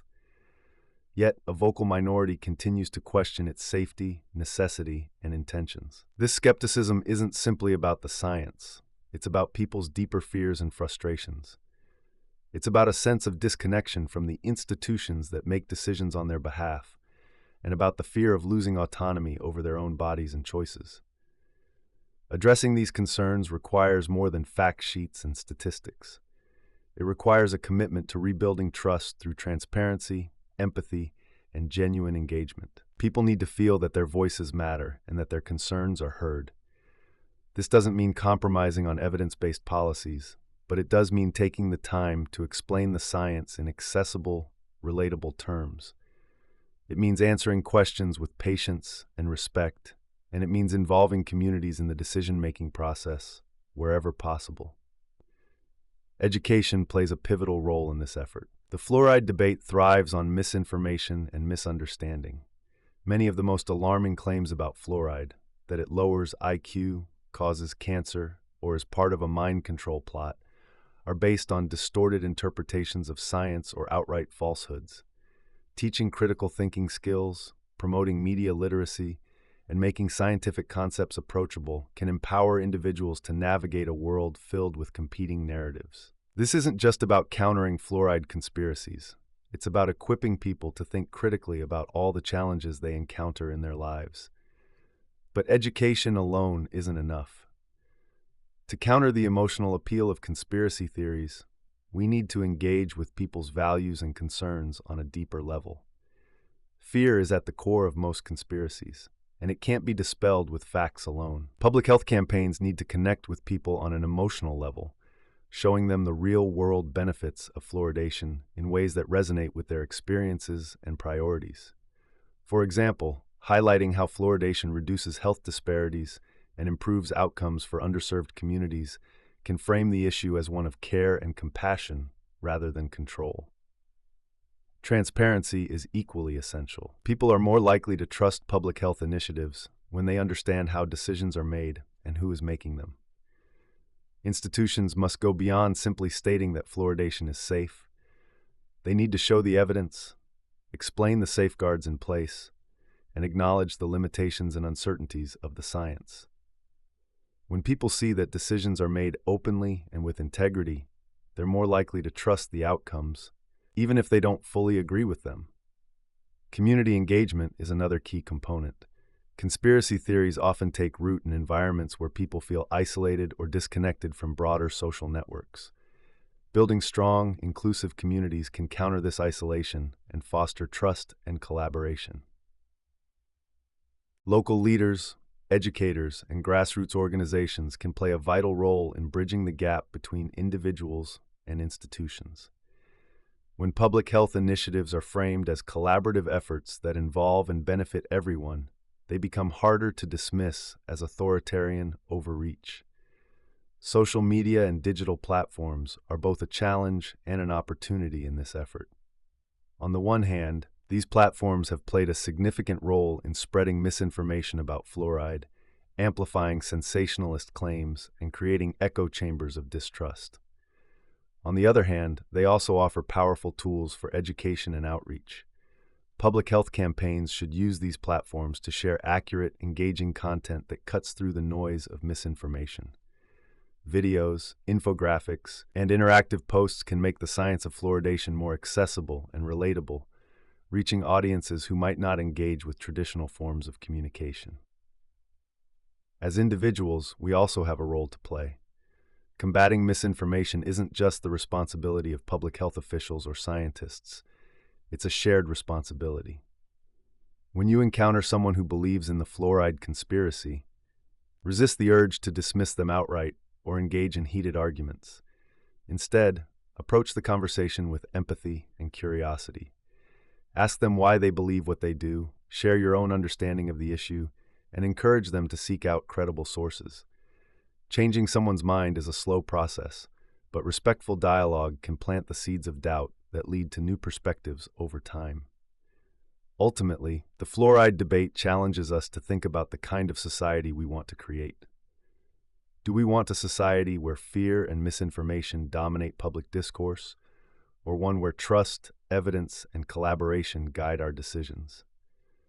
The answer to this question will define how we approach not only fluoridation, but also the many other challenges we face in an increasingly complex and interconnected world. The path forward is clear but not easy. It requires a commitment to transparency, education, and engagement at all levels of society. It requires us to listen to one another with patience and respect, even when we disagree. And it requires us to hold ourselves and our institutions accountable for building a future where truth and trust can thrive. As we close this chapter, let's remember that the fight against misinformation and mistrust is not just about defending specific policies or practices. It's about protecting the principles that underpin a healthy, functioning society. It's about ensuring that decisions are guided by evidence, that communities are empowered to participate in those decisions, and that we work together toward a common good. The fluoride debate is just one battle in this larger effort, but the lessons it teaches us will be vital as we face the challenges of tomorrow. So let's take these lessons to heart. Let's commit to fostering trust, promoting truth, and building a society where fear no longer holds us back. Together, we can move beyond the divisions of the past and toward a future that is brighter, healthier, and more united.